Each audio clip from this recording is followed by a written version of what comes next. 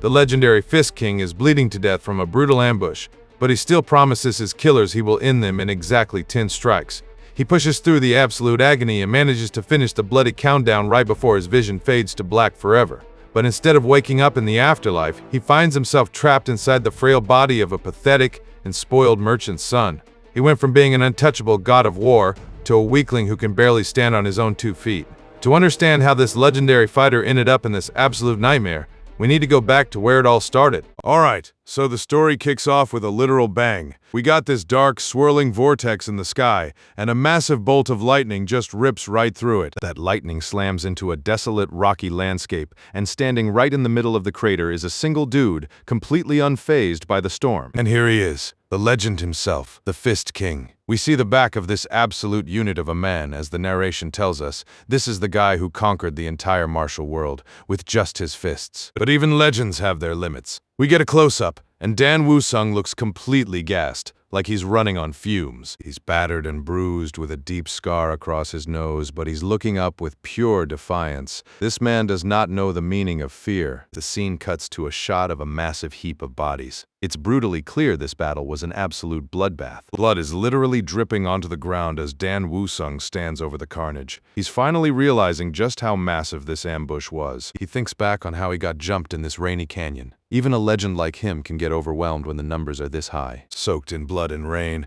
he knows he's at death's door, but he's still scanning the area for any last threats. His chest is torn open and bleeding heavily, but then we see 2 shadowy figures down in the crater, just waiting to finish the job. Up on a cliff, we see the final bosses of this ambush, a dude with long black hair holding a sword and a woman with a fan. The swordsman has this smug grin, looking down at Dan Woo-sung like he's already a corpse. He's impressed by the Fist King's skill, but wonders where he even came from. Dan Woo-sung glares back, his eyes still sharp. He grits his teeth and tells them he's going to return their subordinate. And then he just yeets a whole body at them with a powerful throw. He's using his last bit of strength to send a message. The subordinate screams for help, but the swordsman doesn't even blink. Instead of catching his own guy, he draws his blade. With a single brutal slash, he cuts his own man down without a second thought. This dude is cold-blooded. The body drops into the dark water below. Dan Woo-sung is just disgusted by this total lack of honor. He looks up at the swordsman with pure contempt, realizing exactly who he's dealing with now. These guys fight dirty. The swordsman just smiles, completely unbothered. He looks like he's actually proud of being a piece of work. The camera zooms in on a small tag on the sword's hilt that just says,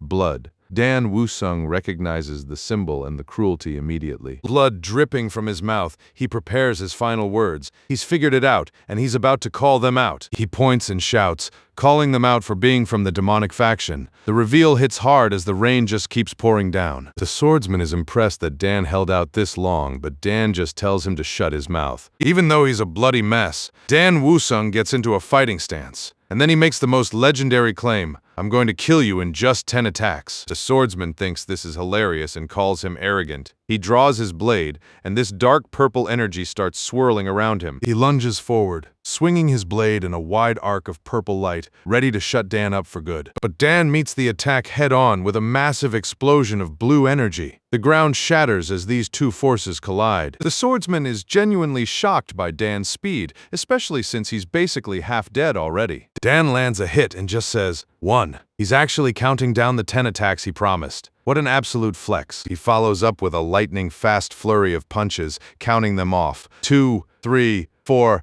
5, 6. He is absolutely pummeling this guy. The combo continues. 8, then 9. The swordsman is confused because the attacks are strangely missing his vital spots. The girl with the fan is watching from the cliff, her eyes wide with disbelief. She can't believe he still has this much power left. She grits her teeth, wondering when he even managed to get behind them. The situation has totally flipped. The swordsman looks over his shoulder in a panic, completely losing track of Dan Woo-sung mid-fight. Suddenly, a hand grips his blade, stopping it dead. Dan Woo-sung has literally caught the sword with his bare hand. He pulls the swordsman close. their faces inches apart. He's bleeding from the mouth, but he looks like the most dangerous man on the planet right now. He whispers that this is the end of the Fist King's reign. He's accepting his death, but he's taking these guys down with him. The swordsman looks absolutely terrified as he realizes he's backed a cornered tiger into a very, very small corner. Dan Wusung unleashes a final, massive burst of power that lights up the entire canyon in blue. The explosion is massive, looking like a nuke just went off in the middle of the mountains. The dust starts to settle, showing the aftermath of that insane final attack. The terrain has been completely reshaped. The swordsman is still standing, but he's covered in blood and gasping for air. He starts laughing like a maniac, clearly pushed to the brink. He admits the Fist King is good, but it looks like he actually survived the blast. The camera pans out to show a massive trench carved into the earth by Dan's final move, a testament to his legend, even in death. The girl with the fan walks up, thanking someone for helping them survive that. She kneels down by the fallen Fist King and starts poking his head,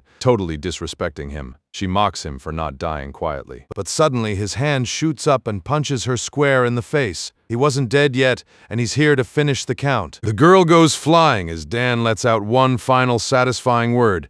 10. He actually did it. As he lies there, he feels the last of his strength leaving him. This is truly the end of the Fist King. He lets out a soft sigh as his vision fades to black. The battle is finally over. Blood splatters across the ground, marking the end of an era. His final thoughts are filled with regret, wishing he could have hit that guy one more time. A warrior to the very end. The narration confirms it. The legendary Fist King has died at the hands of the demonic faction, but the scene shifts to a beautiful, peaceful mountain landscape. We're moving away from the battlefield. We arrive at the Jihua Mountain Safe House, a grand and ornate palace. This signals that the story is far from over. Inside, a maid is looking shocked. She exclaims, "What a surprise," setting up a major reveal. Someone is waking up in a bed, their vision blurry and confused. They have no idea where they are. The maid's face comes into focus as she calls out to the master. Our guy's thoughts are a total mess. The maid asks if he's all right, but he's just thinking, "Who the hell are you?" He looks around the elegant room, wondering if someone treated his wounds after that brutal fight. But then he looks down at his hands, and they're not his old, calloused warrior hands. Something is very, very wrong here. He suddenly sits up, clutching his head in pain. The maid rushes to help him. He checks his torso and realizes with a shock that he has no injuries at all. The maid offers him water, calling him the first young master. He takes a drink, trying to process why this girl keeps calling him by a title instead of his name. He walks over to a mirror and stops in total shock. He does not recognize the face staring back at him. The reflection shows a handsome, slim young man, definitely not the rugged Fist King. He's completely horrified. He starts frantically grabbing at his face, thinking it must be some kind of realistic mask. He shouts, asking who put a mask on him, convinced this is some kind of sick joke. He pulls his skin hard, looking for seams, but there's nothing. He finally realizes this isn't a mask. He's in full panic mode now, staring at himself in the mirror, unable to understand how he's in a different body. The maid is terrified and runs to get the physician, leaving him to freak out alone. He stares at his new hands and face, the reality finally sinking in. His old body is gone. The maid sprints through the halls, thinking the young master is acting especially weird today. Clearly she's seen some stuff, but not this. Left alone, he tries to think rationally. He wonders if this is some high-level sorcery from the demonic faction. He picks up the mirror again, staring at the unfamiliar face,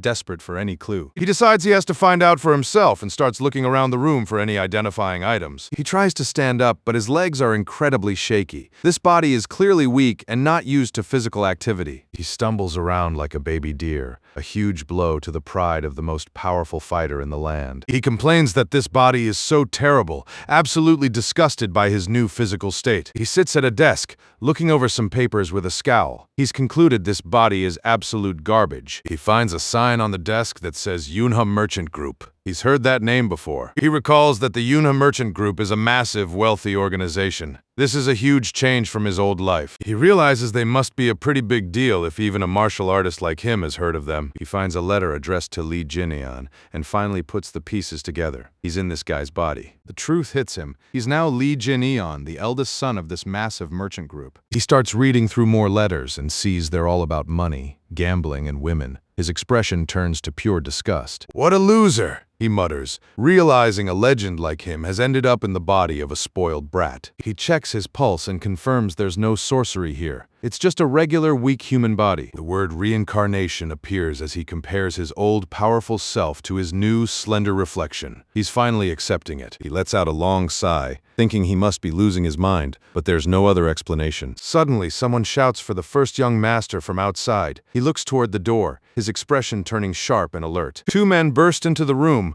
looking frantic and worried. One is an older man in green robes who looks like he's about to have a heart attack. The older man, Gongsun Myung, the family physician, rushes toward him looking terrified. Dan Woo-sung in Lee's body just looks at him with a face that says, "Who the hell is this?" The old man is actually weeping, telling the young master how worried everyone was. This is clearly making Dan uncomfortable. The physician reaches for his pulse, but Jin Eon pulls his arm away. He's not interested in being treated like a fragile doll. He says he's fine, trying to sound like a normal young master. The old man looks relieved, but also surprised by his firm tone. The physician smiles and motions for someone to bring in a meal, claiming it's the one he's always had. A bit suspicious. A bowl of chicken soup is brought in, looking incredibly rich. The old man claims it's great for the body, but his smile feels off. Jin Eon looks at the soup with a suspicious eye. He realizes that while this soup is good for healthy people, it's basically poison for someone as sick as his new body is supposed to be. He notes the physician tried to take his pulse stealthily, a major red flag. This snake-like doctor was checking to see if he was actually getting better. He stares at the doctor with a cold, piercing gaze, making it clear he's not falling for the act. His new life is already surrounded by enemies. The doctor continues his fake act, laying the charm on thick, but it's not working. Jin Eon asks how many years the Dragon Phoenix martial competition has been going on, testing his knowledge of the timeline. The doctor says about 200 years, giving him a huge hint. He calmly dismisses the doctor, saying he doesn't have an appetite. The doctor tries to protest, but Jin Eon cuts him off and tells him to go. He's being firm and authoritative, a big change from the loser he replaced. Once he's alone, he calculates that if the 200th competition is coming up, it hasn't been long at all since his death. He ties back his long hair, his expression turning serious. He realizes his enemies from the demonic faction are likely still alive and within reach. He remembers the faces of the swordsman and the fangirl from his final battle. He's determined to track them down and finish what he started. He thinks about the snake-like physician and realizes he's surrounded by people who desperately need a beating. His warrior spirit is fully reignited. He cracks his knuckles and looks absolutely terrifying,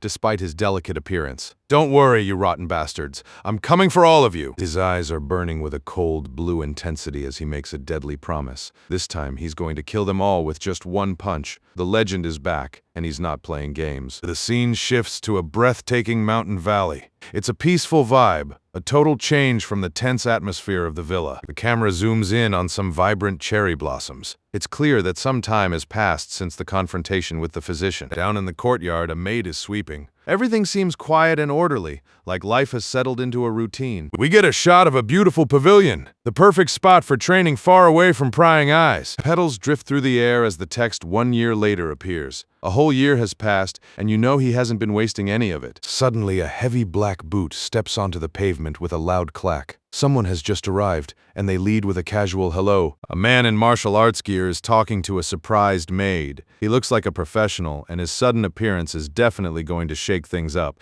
The man introduces himself as Moken Seop from the Yunha Merchant Group's guard squad. He's here with a letter for the young master Lee Jin-eon. The maid points him toward the pavilion, casually mentioning the master is over there. The guard looks like he's in for a major shock. Moken Seop looks over at the pavilion and his eyes nearly pop out of his head. He stammers that he's looking at something unbelievable. He asks if that's really young master Lee Jin-eon, because the person he's looking at bears zero resemblance to the weakling he remembers. And finally, we see what he's looking at. Lee Jin-eon has transformed into an absolute unit. His back is incredibly muscular and covered in scars from a year of brutal training. The loser is officially gone, and the Fist King is back in full force. Lee Jin-eon stands there with a big, friendly grin, joking about the enthusiastic welcome. He thanks the whole group for coming out. The guards are absolutely floored, just standing there with their mouths hanging open. We get some hilarious reaction shots of the squad looking like they've seen a ghost. They're all thinking, "He greeted us? That good-for-nothing actually did it." The red-haired guard looks like he's questioning reality. They agree he's changed so much it feels like they're in a stranger's house. As Jin-eon walks past, the tension remains thick. They're all watching his every move. Vice Captain Han Yeop watches him go with a subtle, respectful smile. He's realized this man doesn't feel like an enemy anymore, but a genuine ally. Jaeon hits the floor with a heavy thump, completely stunned. In the background, Mokin Seop has dot eyes, totally losing his mind. Jineon towers over his brother with zero sympathy. Jaeon is scrambling on the ground, stuttering out a confused, "What the hell?" Jaeon tries to regain some dignity, touching his bruised face while complaining. He's clearly fuming inside. The talking ends here. Jineon grabs him by the neck with a crushing grip. Jaeon's face turns pale as he lets out a pained, gargling scream. Jineon is absolutely ragdolling him now, slamming him down while Jaeon shrieks that he's a freaking insane bastard. Jineon just gives him this terrifyingly smug look and leans in. "Instead of insane bastard, you really should be calling me big brother." Cold. Outside, people are shouting about a ruckus, sensing something is wrong. The guards are gathered outside their father's room, hearing shouting from inside but hesitant to enter. Lee Hwa-eon, the second son and overseer, arrives looking concerned. He's got his signature glasses and is ready to figure this out. A guard frantically explains there was a massive argument between the first and third young masters. Hwa-eon looks shocked. Hwa-eon thinks his third brother, Ya-eon, must have gone back to harassing the eldest again. He's expecting to find Jin-eon being bullied. He loses his cool and yells at the guards for just standing there instead of stopping the fight. Hwa-eon bursts toward the door, only to see Jin-eon holding Jaeon by the face with a crushing grip. Jin-eon tells them to be quiet. They're in front of their father's room. Jaeon is whimpering while Jin-eon stares at Hwa-eon with a calm, dangerous intensity. He casually asks if that's him. Hwa-eon is completely stunned into silence, a literal question mark appearing over his head. He can't believe his weak brother is manhandling the strong one. Inside, the mood shifts to a much more civilized tone. A wide shot shows the three brothers at a table. Jaeon is kneeling on the floor, looking completely defeated. Hwa-eon adjusts his glasses and starts the conversation, noting that Jin-eon seems different since returning from the safe house. Hwa-eon finishes, noting he actually looks healthy for once. Jaeon is pouting in the background, still reeling. Jin-eon looks cool and collected, confirming that yes, he's fine now. He's got a new air of authority. Hwa-eon notices Jaeon's hands are bandaged and bruised. He asks if the third brother did that to him, still assuming Jin-eon was the one being beaten. Jin-eon starts to laugh and says it's not a big deal. He's clearly enjoying the confusion his new strength is causing. And then, with a loud smack, Jin-eon delivers a massive backhand that sends Jaeon spinning through the air. Jaeon is terrified, crying out that he understands as Jin-eon looms over him. He warns him never to wield a sword against his older brother again. Jaeon is clutching his red, bruised face, completely shell-shocked. He's finally realizing the hierarchy in this family has changed. Jaeon's internal monologue is a mess of confusion, wondering how Lee Jin-eon beat him up when he used to be so weak. A chibi flashback shows a weak and sickly Jin-eon being bullied by a much more energetic Jaeon. It highlights just how dramatic this transformation is. Hwa-eon watches with a mix of shock and respect, thinking that Jin-eon really humbled Jaeon today. Back at the table, Hwa-eon asks if something happened at the safe house. Jin-eon just smirks and says he has a good eye. Jin-eon looks at the employee's scrolls on the table. He's ready to get to work and clean up the mess his family has become. Hwa-eon explains the papers are the employee lists for tomorrow's big conference. Our hero starts scanning the list, looking for one name in particular, the snake physician, Gongsun-myung. He realizes the list is full of suspicious names and that he might not even need to dig deeper. Everything clicks as he sees the name Ouyang-hoo written repeatedly as the recommender. A dark silhouette makes it clear this guy is a major player in the plot. Jin-eon puts the scroll down and looks his brothers in the eye. He calls them out, and the atmosphere turns ice cold. He leans in with a piercing gaze and drops the ultimate ultimatum. If any of them are working with the Ouyang clan,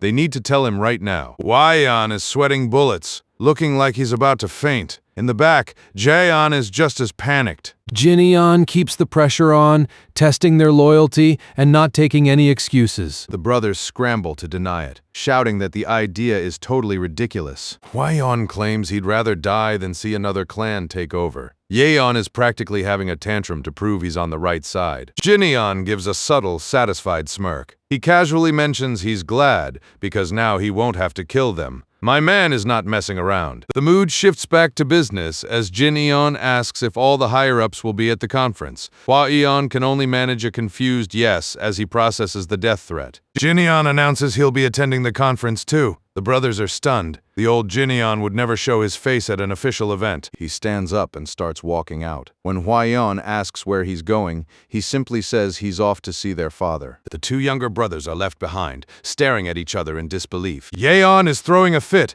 yelling that he should have been the one to go to Jihwa Mountain. He thinks there's some secret training there that turned his brother into a beast. The scene shifts to the leader's quarters at night. A guard announces the eldest son. Jinyeon walks into the dimly lit room, which is filled with the smell of medicine. He's here to see the man who leads this massive empire. We see Lee Songmin, the leader, looking frail and bedridden, a shell of the powerful man he once was. The old man asks what all the noise was about. Jinyeon keeps it cool and just says it was nothing. His father admits that his old body just can't handle the stress anymore. It's a sad sight. His father reaches out and touches his face, noting that he's changed for the better. He asks with a mix of suspicion and hope, "Are you really Jinyeon?" The old leader gives a weak but genuine smile, saying he's just glad to see his son doing so well. You can tell he really loves his kids. Jinyeon looks down at his father's hand, feeling a connection he didn't expect. We get a flashback to Dan Woo-sung's past life as an orphan, watching a father and daughter from the shadows, never knowing that kind of love. A young, ragged Dan Woo-sung stands in the pouring rain, looking lonely and forgotten. This explains why he's so affected by the old man's affection. The scene shifts to the original Lee Jinyeon's memories. Even though Jinyeon was a loser, his father was always there for him. In the memory, the father is a towering figure, a giant in Jinyeon's eyes. The text emphasizes that the father was a really great and big person. Back in the present, Jinyeon holds his father's hand, which now feels so small and weak. He wonders when his father became so small, and the guilt of the original Jinyeon starts to bleed through. He leans in and tells his father not to worry, making a silent vow to find and eliminate the cause of all this stress. His father looks at him, sensing a new, dangerous edge to his son. The old man is a bit taken aback by the word eliminate. Jinyeon just tells him to rest and that he'll handle everything. Jinon gives a dark, confident grin that honestly looks a little terrifying. We skip to the next day, the Yunha Merchant Group Conference. It's time for things to get wild. The conference hall is packed, and the atmosphere is thick with tension. The future of the group will be decided here. We meet Ouyang-hoo, the guard squad leader, looking smug. He definitely has the look of a villain who thinks he's already won. Guards in the back are whispering, shocked to see the eldest son in attendance. They can't believe the good-for-nothing actually showed up. Jin-eon is sitting front and center with his arms crossed, looking incredibly bored. He's radiating an aura that says he doesn't give a damn. Everyone is staring at him, wondering what he's doing there. He's the wild card in the room. Ouyang-hoo catches Jin-eon's eye and gives him a condescending smirk, thinking he's just worried about his inheritance. Ouyang-hoo is practically gloating, totally underestimating the monster sitting across from him. Hwayeon is leading the meeting, asking if anyone has any different opinions. Ouyang-hoo raises his hand, pointing out that the first young master still doesn't have a personal guard. He gives a fake polite smile and says he has someone great to recommend. It's obviously a ploy to put one of his spies right next to Jin-eon. The other members start whispering about how half the organization is already made of Ouyang clan people. They're sick of his power-hungry moves. Suddenly, someone crushes their teacup in their hand, sending porcelain flying everywhere. The man casually says his hand slipped. It's a total power move meant to silence the room. Ouyang-hoo looks a bit annoyed but tries to play it off. The guards watch, sensing the tension just reached a breaking point. Ouyang-hoo scans the room and asks if anyone else has something to say, thinking he's intimidated everyone into silence. But then a voice rings out. "I have complaints." Jin-eon is finally speaking up, and the look on his face is stone cold. He raises his hand like a bored student, but the intensity in his eyes is anything but. He's about to turn this entire conference upside down. Jin-eon stands up and starts walking toward Ouyang-hoo, saying he'd like to make a suggestion too. He gets right in the guard leader's face, points a finger, and drops the bomb. He wants to fire Ouyang-hoo, right here, right now. The entire room erupts in shock. They think Jin-eon has finally lost his mind. One of the elders tells him to stop joking, reminding him how much Ouyang-hoo does for them. They're all laughing, thinking he's just a spoiled brat. Ouyang-hoo bursts out laughing, a loud roar filling the hall. He mocks him, asking if he wants to fire him. He thinks he's untouchable because of his influence. The guard leader gets close, telling Jin-eon that being bedridden must have made him forget how things work. He tells him flat out that he has no say in this. Jin-eon gives a chillingly calm smirk and just asks, "Is that so?" He's done talking, and the blue aura starting to glow is a very bad sign. With a massive boom, Jin Eon slams his fist onto the table, and the impact is like a bomb going off. A huge shockwave of blue energy tears through the room. The table is completely disintegrated into splinters and dust. The sheer force of the blow shows that the Fist King isn't just back, he's stronger than ever. The ground under the table is shattered, with deep cracks spreading across the floor. The silence that follows is deafening. Through the settling dust, Jin Eon looms over a terrified Ouyang Hu. The guard leader is trembling, finally realizing he just picked a fight with a monster. We get a close-up of Ouyang Hu's face, and he's sweating buckets, his eyes wide with pure terror. He's completely frozen. Jin Eon stands tall with a glowing fist, looking every bit the legendary warrior he used to be. He reminds the room that while they might have gained influence, this merchant group belongs to him. Hua. Eon is sweating bullets, trying to warn Jin Eon that as a merchant group, they are totally out of their league to mess with the Ouyang clan. Jin Eon stops and calls out to his brother. He's walking with an air of confidence that says he's done with excuses. He gets right in Hua Eon's personal space and asks if he knows what happens when a martial artist is underestimated. He gives a chilling smirk, warning that the one making assumptions is usually the one who gets devoured. It's a clear sign he's done being the prey. He tells Hua Eon to take a good, hard look at the state of their group. He's pointing out the obvious. They've let themselves become weak. He gestures toward the guards, asking if Hua Eon doesn't think the group is being devoured right now. Hua Eon looks away, realizing his brother is 100% right. He wonders when the Ouyang clan managed to grow so powerful under their noses. Jin Eon places a hand on his brother's chest, telling him not to worry. It's a rare moment of sibling support. Jin Eon gives a big, confident grin, telling his brother that he'll handle everything. He's officially stepping up as the protector of the family. Hua Eon is completely baffled, repeating "handle this" like it's a foreign concept. We're back at the conference hall, and Jin Eon is standing in the middle of a literal crater. Ouyang Hu is looking on in shock. The entire hall is in an absolute panic, with people shouting and asking what the meaning of this is. The guards are reaching for their weapons. The Ouyang clan members are fuming, calling him a troublemaker and wondering if he's finally gone insane. A guard captain shouts that he's insolent and demands to know how he dares draw a weapon. He's telling Jin Eon to step back, but our hero isn't moving an inch. The atmosphere is electric as both sides face off. The loyal Unha guards are finally standing their ground against the Ouyang infiltrators. A close-up on Jin Eon's eyes shows him agreeing with them. "You're right," he says, with a tone that sounds like he's about to end someone's career. He tilts his head back with a dark expression, repeating that it was truly insolent. He's mocking them for daring to talk about loyalty while they draw swords against their own employer. The Ouyang guards are actually trembling now, realizing the guy in front of them is radiating some seriously high-level energy. Jin Eon leans in and whispers to a guard that they really have a death wish. The guy looks like he's about to pass out from the sheer killing intent. Ouyang Hu looks confused as Jin Eon mentions he feels a bit bad for the captain. He has no idea what's coming next. Jin Eon smiles and says he'll count this as compensation for ruining the captain's retirement plans. He's basically telling Ouyang Hu that his time is up. Flashback time. Jin Eon reveals he knows all about the assassination attempt by physician Gongsun Myung. He goes on to explain how Ouyang Hu instigated the clash between the second and third brothers, trying to divide and conquer the family. We see the father, sick in bed. Jin Eon tells Ouyang Hu that thanks to his schemes, their father eventually collapsed from the stress. He points out that if Ouyang Hu had just managed to sway one of the sons, he could have taken over the whole group.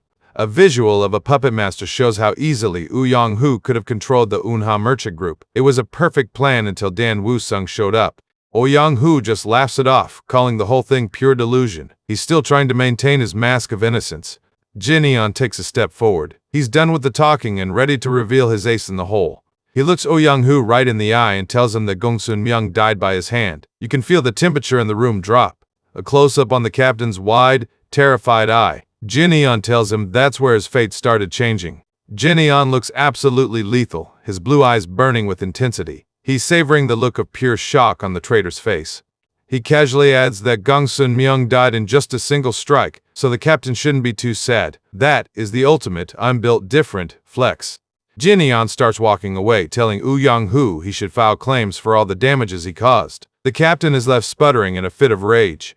Ouyang Hu completely loses it, lunging forward with a purple energy strike and shouting about the arrogant brat. He's totally abandoned all pretense. Jin Eon doesn't even turn around, just calmly saying, "I got him." He's been waiting for the captain to make a move. Ouyang screams that Jin Eon has a death wish as he prepares to land a massive blow. With a huge impact, Jin Eon counters with a massive blue energy punch that lights up the entire room. The two powerful forces collide in a huge explosion of light and sound. The floor tiles are getting shredded. Ouyang lets out a pained cry as the blue lightning energy smashes right through his defense. He's realizing too late that he's totally outmatched. Ouyang is staring at Jin Eon in pure horror. Realizing he's using lightning energy, he can't believe the weakling actually knows high-level martial arts. The captain is sent flying across the room. Jin Eon stands in the middle of the destruction, looking completely bored. The other guards are paralyzed with shock, whispering about how he blocked the guard captain's strike. Jin Eon rubs his arm and sarcastically winces in pain. He asks if it's even okay to strike someone who's still supposed to be recuperating. He gives a low shrug and a cocky smirk, saying, maybe it's alright since this counts as an official duel.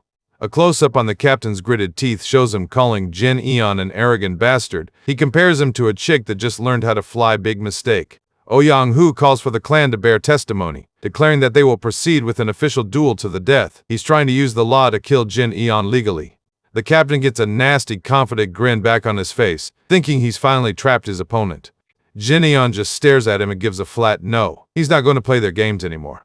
He gets into a proper fighting stance and corrects him. It's a life or death duel. He's raising the stakes to the absolute maximum. Ouyang is impressed, noting that Jin Eon must have studied under an impressive sect. He thinks Jin Eon's level is decent, but not good enough. The captain lunges again, swinging his blade with the red energy trail. He shouts that Jin Eon falls short in terms of experience. The red blade swings in a wide arc, but Jin Eon is already moving. Experience? Jin Eon dodges the strike with ease, the red blade missing him by a hair. Ouyang face is a mask of pure confusion as he gasps in shock. He can't understand how the brat is dodging all his best moves. Jin Eon is suddenly behind him, his hand crackling with blue lightning. He mocks the captain, asking if he dares speak of experience to him. He lands a brutal blow, telling Ouyang that he's 100 years too early to be talking trash. The impact is so loud it sounds like a clap of thunder. The captain is sent flying into the air by a massive pillar of blue energy. He looks like a rag doll. Ouyang is coughing up blood, his mind racing as he wonders what this strength is. He's finally realizing he's facing a monster. The text reveals that Jin Eon is an enlightened midway martial artist. He's literally glowing with blue energy, looking like a god of war. He gives Ouyang a cold, predatory look. I'll show you what a true difference in experience looks like, and you know it's over. Ouyang tries to block with his sword, but Jin Eon's fist just smashes right through his guard. The force of the blow sends him skidding across the floor. He's struggling just to stay on his feet. We see a montage of Jin Eon absolutely dismantling the captain with a flurry of strikes. Each hit lands with perfect precision. Ouyang realizes something is seriously wrong. He thinks to himself that this doesn't feel like someone who just learned martial arts. A close-up on Jin Eon's fist shows it preparing for another strike. Ouyang is paralyzed with fear. The vision of a seasoned master appears behind Jin Eon as he moves. Ouyang realizes he's not facing a brat, but a seasoned martial master. The captain is desperately trying to hang on, thinking there's no way as he stares into the eyes of a true legend. The other guards are cheering, thinking their captain is about to win. They couldn't be more wrong. Ouyang puts everything into a final three-form sword art strike, screaming that he won't lose to a brat. He looks like a man possessed, his eyes bulging as he swings his blade. With a rapid stride, Jin Eon moves like a ghost, closing the gap before the captain can even finish his swing. The speed is just insane. Ouyang face is a picture of pure shock as he gasps, wondering when he got there. Jin Eon looks him dead in the eye and simply says, "Farewell." It's the coolest mic drop moment of the whole fight. A direct punch to the solar plexus lands with a massive impact. The shockwave is so powerful it literally knocks the life out of him. A final massive explosion of blue energy sends Ouyang crashing through the wall. The fight is officially over. The crowd of spectators is dead silent, their eyes wide with disbelief. Hua Eon looks like he's just seen a miracle. In the back, someone is watching with a stunned expression. The power dynamic in the merchant group has shifted forever. We cut to the sick father looking out from his room at the carnage. He's seen everything, and he looks like he's actually getting some energy back. A servant brings the leader some tea, and the old man just watches in silence. A close-up on the father's hands shows they are no longer trembling. He whispers his son's name with a voice full of pride and relief. The old leader gives a proud smile, noting that his son appears to have learned martial arts. It's the happiest he's looked in years. Jin Eon stands over the broken body of Ouyang, looking like the king he was born to be. Jin Eon looks down at the captain with total indifference. He's done with the traitors. Ouyang Hu is lying in a heap, coughing up blood and barely conscious. He's done for. The Ouyang clan guards rush over, shouting for their captain in a panic. They glare at Jin Eon, calling him a brat, and asking if he wants to kill them too. Jin Eon just looks at them with a try-me face. One of the senior guards steps up and testifies that the duel had no irregularities. He's making sure Ouyang Hu's defeat is final. The captain's remaining loyalists warn Jin Eon that the Ouyang clan will demand revenge. They're still trying to use their clan name to scare him. Hua Eon and the others look worried, realizing the merchant group is now in the crosshairs of a major clan. Jin Eon just starts walking away, saying that it's fine. He never hoped to be free from grudges anyway. He's ready for whatever they throw at him. He tells them that if kindness is shown, he will repay it, but if there's a grudge, he'll pay that back too. He's laying out his new code of conduct. He declares that if anyone takes issue with his actions, the responsibility will be his alone, not the group's. He's shielding his family. Hua, Eon protests, telling him that's too dangerous. He's still worried about his brother taking on the whole world by himself. Jin Eon looks back over his shoulder and repeats that the Yunha merchant group is his. He's claiming his inheritance with total authority. He adds that it also belongs to his father, showing a brief vision of the leader in his prime. He's fighting for the man who believed in him. He continues, saying the group belongs to the guard squad who welcomed him back. He's acknowledging the people who stayed loyal. He even includes the stable hands who felt joy just watching him eat. He's winning over the hearts and minds of everyone in the estate. He concludes that the group has no intention of being toyed with by scum like them, a total mic drop moment that leaves the traitors speechless. He looks at the remaining Ouyang guards and gives them the final word. If you understand, then get lost. They're all fired. The loyal staff and guards are shocked but also clearly relieved. They're finally free from the Ouyang clan's shadow.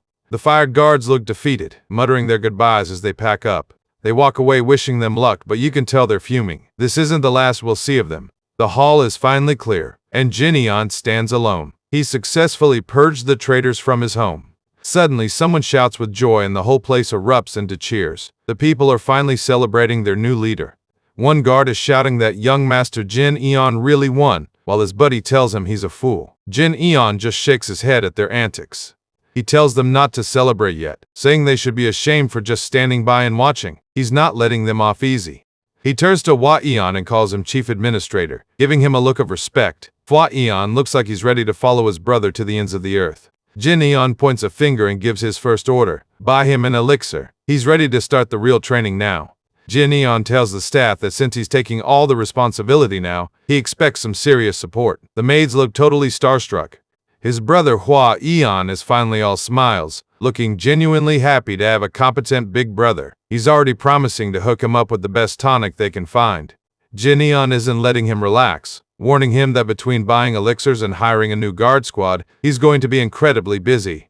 The scene transitions to a beautiful sunset as Jin Eon mentions he already has some specific people in mind for the new guard squad. We cut to a rougher-looking tavern where a couple of guys are sitting down for a drink. Someone is questioning if the rumors are true. We're flashing back a few days to Jin Eon's first day back. The estate looks peaceful, but you know business is about to go down. Jin Eon is taking a walk through the estate like he owns the place, with the vice captain trailing behind him. Our hero stops, scanning the area. He realizes something is off about the people working here. He turns to the vice captain and asks if the man has even had a chance to eat yet. The vice captain is totally caught off guard. The vice captain admits he's been working since dawn and hasn't had a single bite. He's stunned that the spoiled young master would even notice. He realizes Jin Eon is paying way more attention than anyone thought. Jin Eon's got that dark shadow over his eyes now, looking absolutely disgusted. He just drops a cold "Is that so?" and you can feel the temperature drop. He looks out over the estate, his expression turning grim. He's seeing how the place is being run while he was away. He realizes some people are starving from overwork while others are slacking off and living like kings. The whole group is filled with leeches. Jin Eon literally crushes a stone railing with his bare hand while declaring they need to root them all out. The vice captain looks like he's about to jump out of his skin. He keeps grinding the stone into dust, his hand trembling with rage. He knows the group is rotting from the inside, and he's the only one who can fix it. He lets the dust fall and says he needs someone to fill the gaps left by the people he's about to fire. He's looking for loyalty and skill. He catches a glimpse of a brightly lit building in the distance and lets out a soft sound of recognition. He's found exactly what he was looking for. The building is a massive, rowdy gambling den. There they are, he notes, knowing this is the perfect place to find the rough talent he needs. Inside, the place is an absolute madhouse with thugs laughing and shouting. They have no idea who's about to walk through the door. The camera pans over the various lowlifes. This isn't just a fun night out, this is where the real power plays happen. Two thugs spot him and start whispering, with one asking if that's the pushover everyone talks about. Jinyeon walks through the middle of the room with his hands behind his back, looking completely unbothered. He's got that main character aura. He gives the room a cold, piercing look that shuts everyone up. He's not here to gamble. He's here on business. The thugs start laughing behind his back, wondering just how much money this sucker is going to lose this time. He arrives at a back room with a forbidden sign on it. This is where the real boss is hiding. A massive, bald guard is standing watch, blocking the way with a spear. But Jinyeon doesn't even slow down. The guard is shocked to see the young master actually approaching him. The guard bursts out laughing, totally disrespecting him. He asks if he's back to being a sucker and making another donation. Jinyeon just stares him down and tells him to open the door. The guard can't believe what he's hearing. Without a second thought,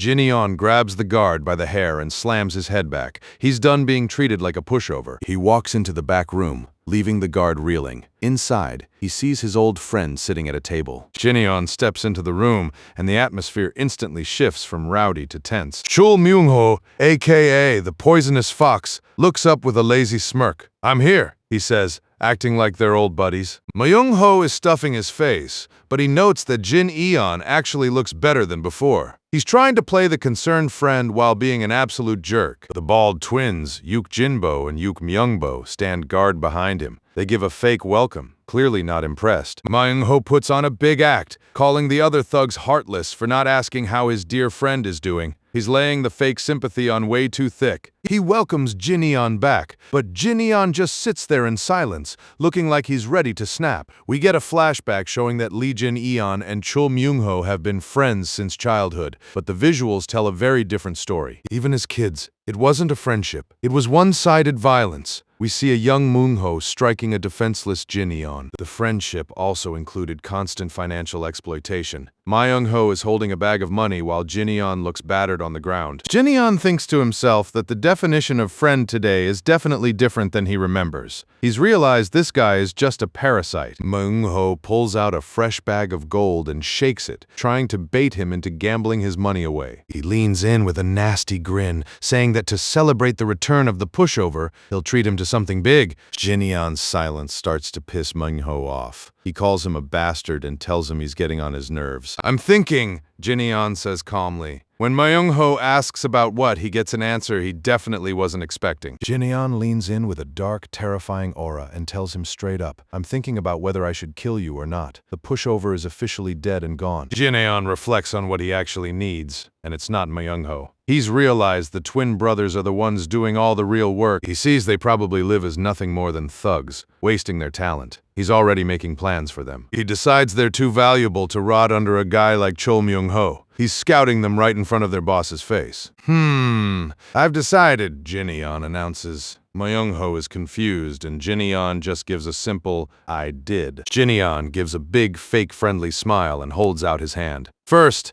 hand over the vault key," he demands, completely flipping the script. The whole room goes dead silent. Myung-ho can only stammer about the vault key, like he can't believe the audacity. Myung-ho laughs it off, asking what kind of nonsense this is. He's still trying to treat this like a joke. Jinyeon gives a shark-like grin and says yes, he'll just take cash for now. He's dead serious about collecting on the years of abuse. He starts listing his demands, the thousands of nyang he was forced to invest, the interest, and the medical bills. He calculates that 100,000 nyang should be about fair. He holds up a finger while looking down at Myung-ho with pure contempt. He's not asking. He's demanding payment. He thinks to himself if maybe he went too easy while looking at the stunned thugs. Myung-ho lets out a snort of disbelief before bursting into a wild laugh. He's howling with laughter, thinking Jinyeon has finally lost his mind. He slaps the table and mocks him, saying he must have studied arithmetics while he was sick. He's totally underestimating the threat. He leans in close, laughing so hard he can barely breathe,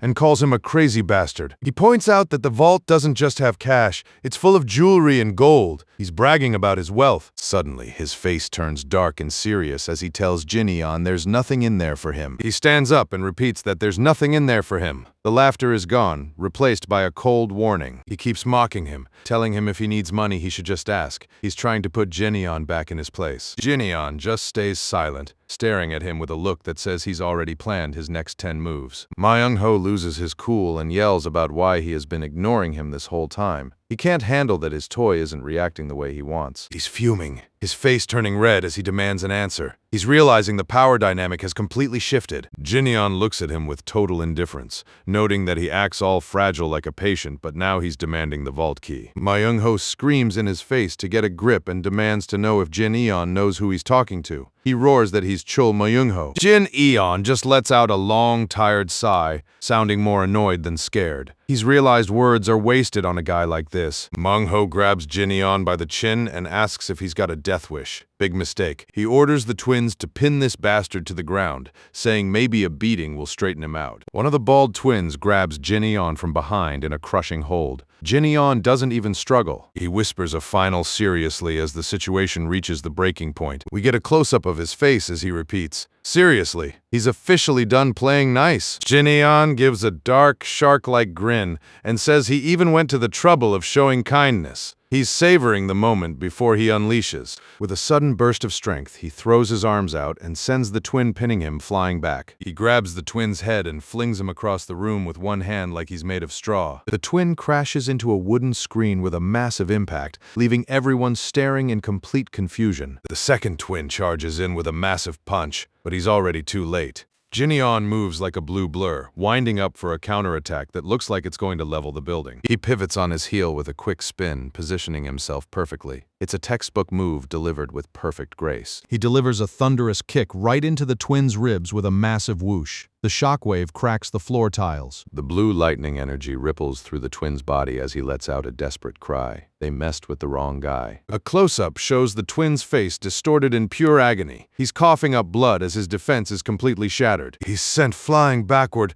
crashing into the tables and chairs. Jin lets out a surprised gasp as he watches the twins struggle to stand back up. He didn't expect them to have this much fight left. He admits that this is surprising as he watches the two battered thugs slowly pull themselves together. The twins are literally popping their joints back into place with a sickening crackle. They're bruised and bleeding, but their fighting spirit isn't broken. They stand tall with a solid thud, showing zero fear. Jin notes that even though they had their wrists and ankles shattered, they're still ready to go. He thinks to himself about how they'd stand back up as they prepare for round 2. He's genuinely impressed by their durability. He confirms that both of them should have been completely disabled by his strikes. Their ability to push through the pain is exactly what he's looking for. He stares into their vacant, determined eyes and notes there's not a hint of fear. They're not just thugs. They're true warriors. Jin gives a small, satisfied smirk and decides they're the real deal. He's officially decided to recruit them. The twins lunge forward again with a roar, attacking together this time. Jin dodges a punch effortlessly. "Now then," he says, sounding like he's just getting started. He moves between them in a blur of motion,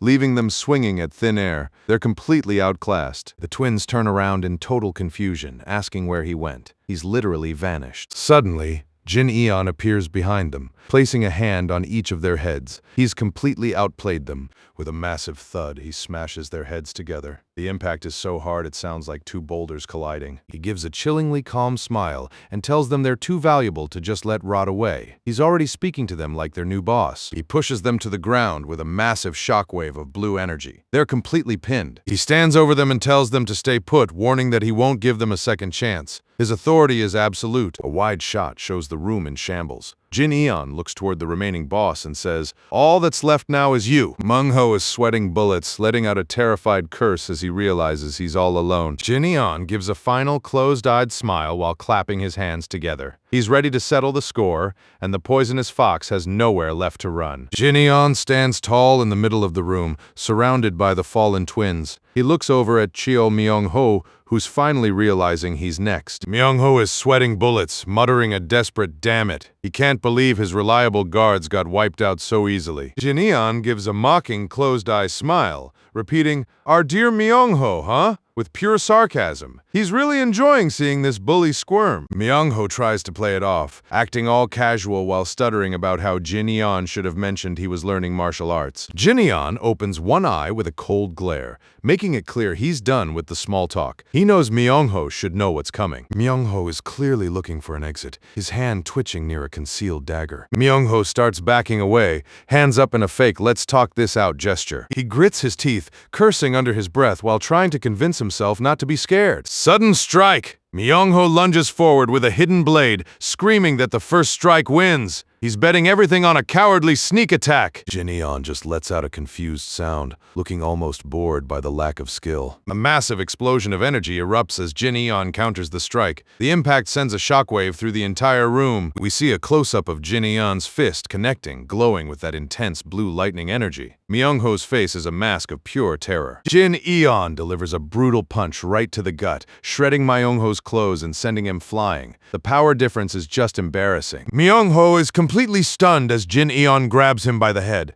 Jin-yeon coolly declares that the second strike wins, mocking his earlier boast. Jin-yeon leans in with a terrifyingly calm grin, calling him a bastard. He's unleashing a storm of blue lightning energy right into Myung-ho's face. Myung-ho lets out a blood-curdling scream as he gets absolutely fried by the lightning. It's a total beatdown. Outside the room, a guard is cowering in fear, hearing the screams. He thinks someone's definitely going to die today. Myung-ho is looking rough, face swollen as Jin-yeon keeps a firm grip on his head. Jin-yeon tosses him aside like trash, looking completely unbothered. Myung-ho hits the floor with a heavy thud right next to his fallen twin guards. The room is dead silent. Jin-yeon stands over the mess, telling Myung-ho to snap out of it. The guy is just lying there, twitching and hiccuping. A close-up on the fallen boss shows him looking like he's lost his mind. He's let out a creepy, high-pitched giggle while drooling. He looks up with a crazed, bloodshot eye, claiming he's fine in a totally unconvincing way. Myung-ho's internal thoughts are racing as he wonders what the hell Jin-yeon did during his recovery. He's realized he picked a fight with a monster. He has a flashback to Jin-yeon acting all friendly and weak, realizing it might have all been a trap for revenge. He remembers beating Jin-yeon up in the past and realizes the tables have turned in the worst way possible. He's sweating buckets, panicking that Jin-yeon is out for blood. Suddenly, Myung-ho snaps into survival mode, acting all friendly and asking if Jin-yeon wants anything else besides the key. He's laying it on thick, calling them friends since they were kids and claiming they have a special bond. It's honestly pathetic to see a bully beg like this. Jin-yeon gives him a cold, calculating look, agreeing with the friends part. Myung-ho looks relieved, thinking he's bought himself some time. Myung-ho is all smiles now, calling it a smart choice while praising their friendship.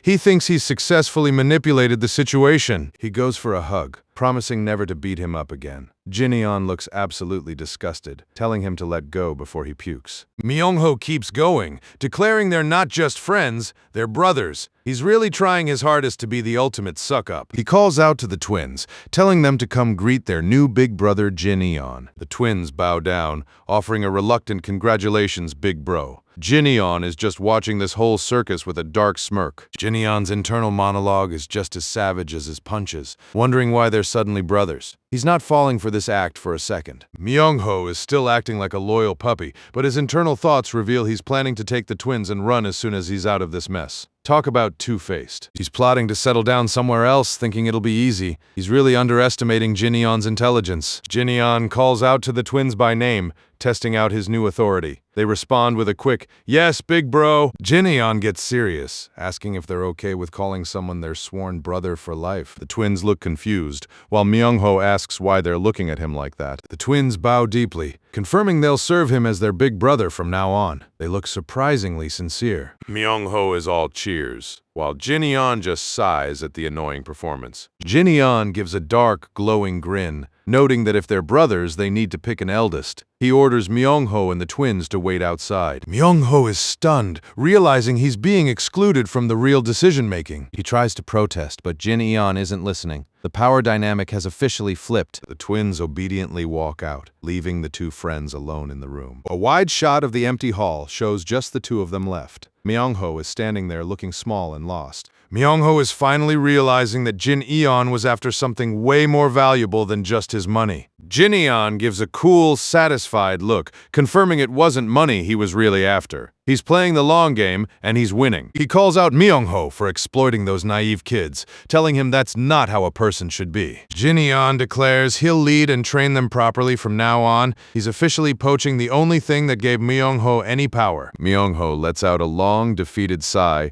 and offers to give up all his money instead. He's desperate to keep his muscle. He's pleading now, saying Jin beat him up and is now taking the twins too. He's lost everything. He's practically crying, asking what he's supposed to do out in the world alone. He's pathetic, and he knows it. He totally loses it, shouting for Jin to just kill him already. He thinks death is better than being a loser. Jin just gives him a bored, flat look, asking if he wants him to kill him. Sudden impact, Jin delivers a massive slap, sending Myung-ho spinning. He's got zero patience for this guy's tantrums. Myung-ho is sent reeling, his face taking another heavy hit. Jin stands over him with a terrifyingly calm smile, saying, "You did well, my friend. It's the ultimate insult before the final blow." Jin unleashes a flurry of punches with a series of quick impacts. He's absolutely dismantling the guy. Myung-ho is taking hits from every direction, blood flying everywhere. A final massive punch lands with a solid crack right in the gut. He's having a full life flashing before his eyes moment, screaming internally that this is where he dies. He's lying in a heap, barely able to mutter "kill me." He's officially broken, both physically and mentally. Jin grabs him by the hair and says he can't hear him well. Myung-ho is sobbing now, begging him not to kill him and offering the key. Jin mocks him, asking if that's how someone begs for their life. He's savoring every second of this bully's humiliation. He flings Myung-ho aside with a dismissive gesture, leaving the guy staring up in total shock and fear. Another massive shockwave erupts as Jin probably destroys some furniture just for the hell of it. The twins are back inside, shouting for big bro Myung-ho,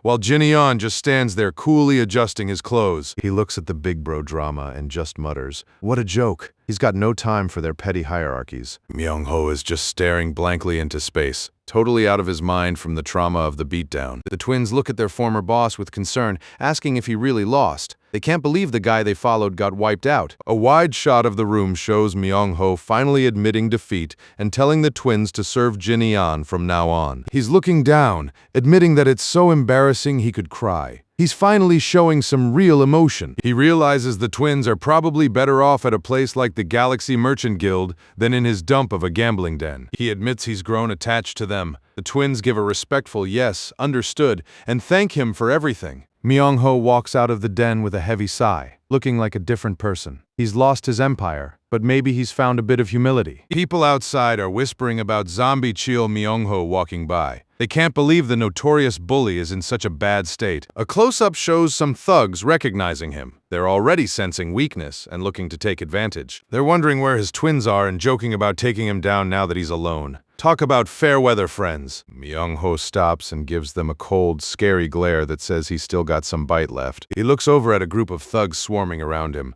muttering, "Geez." He's outnumbered and exhausted, but he's not backing down. He roars at them that he's Venom Fox, you assholes, and challenges them to come at him. He's going out in a blaze of glory. The thugs are fuming, calling him a zombie freak and shouting to kill him as they charge in. Myung-ho is surrounded, fighting off multiple thugs at once. It's a desperate, messy brawl. He's getting pummeled, thinking to himself that he's seriously gonna die. He even complains that Jin could have hit a little softer. He lands a solid punch on a thug, shouting a curse. He's fighting like a cornered animal now. Another massive energy explosion erupts as Jin suddenly appears and nukes the whole group. Talk about perfect timing for a rescue. Jin looks at the fallen thugs with pure contempt, noting they couldn't even look him in the eye before, but are now swarming him. He hates cowardice. He stands tall, telling the thugs that if they want to kill Myung-ho, they have to come through him first. He's officially protecting his sworn brother. Myung-ho looks up from the ground, totally stunned by the rescue. Jin just coolly tells him to grab anything useful over there. Myung-ho mutters another curse, but you can tell he's secretly relieved. He thinks Jin acting cool is annoying, but he's alive because of it. He looks at the filthy world one last time before following his new boss. It's the start of a brand new chapter for the Venom Fox. The sun is setting over the estate as the twins call out to big bro Jin Eon. Jin Eon turns around with a simple what? While the twins are busy carrying heavy boxes of gold, they're hard at work. One of the twins thanks him for sparing Myung-ho. They're showing real loyalty to their former boss, and Jin Eon respects that. Jin Eon just gives a silent, contemplative look. He's realized these guys are more than just mindless muscle. A wide shot shows the twins carrying the loot. They're dedicated and strong, exactly what Jin Eon needed. The narration says that everyone always wondered why the twins followed Myung-ho. A flashback to the twins and Myung-ho as kids. The real reason for their loyalty is about to be revealed. The twins were actually looking out for Myung-ho the whole time. They're seen with small smiles, showing a genuine bond from childhood. It turns out they weren't sold or scared into loyalty. They chose to follow him because they were a family of outcasts. Jin Eon gives a small, knowing smile. He's finally figured out the truth behind their strange relationship. He thinks to himself that reading people's hearts is still hard, even in a second life. He's learning there's more to the world than just power. He walks away with his new followers, looking sharp and determined. He's building a powerhouse team. Suddenly, someone in the shadows mutters, "No way,"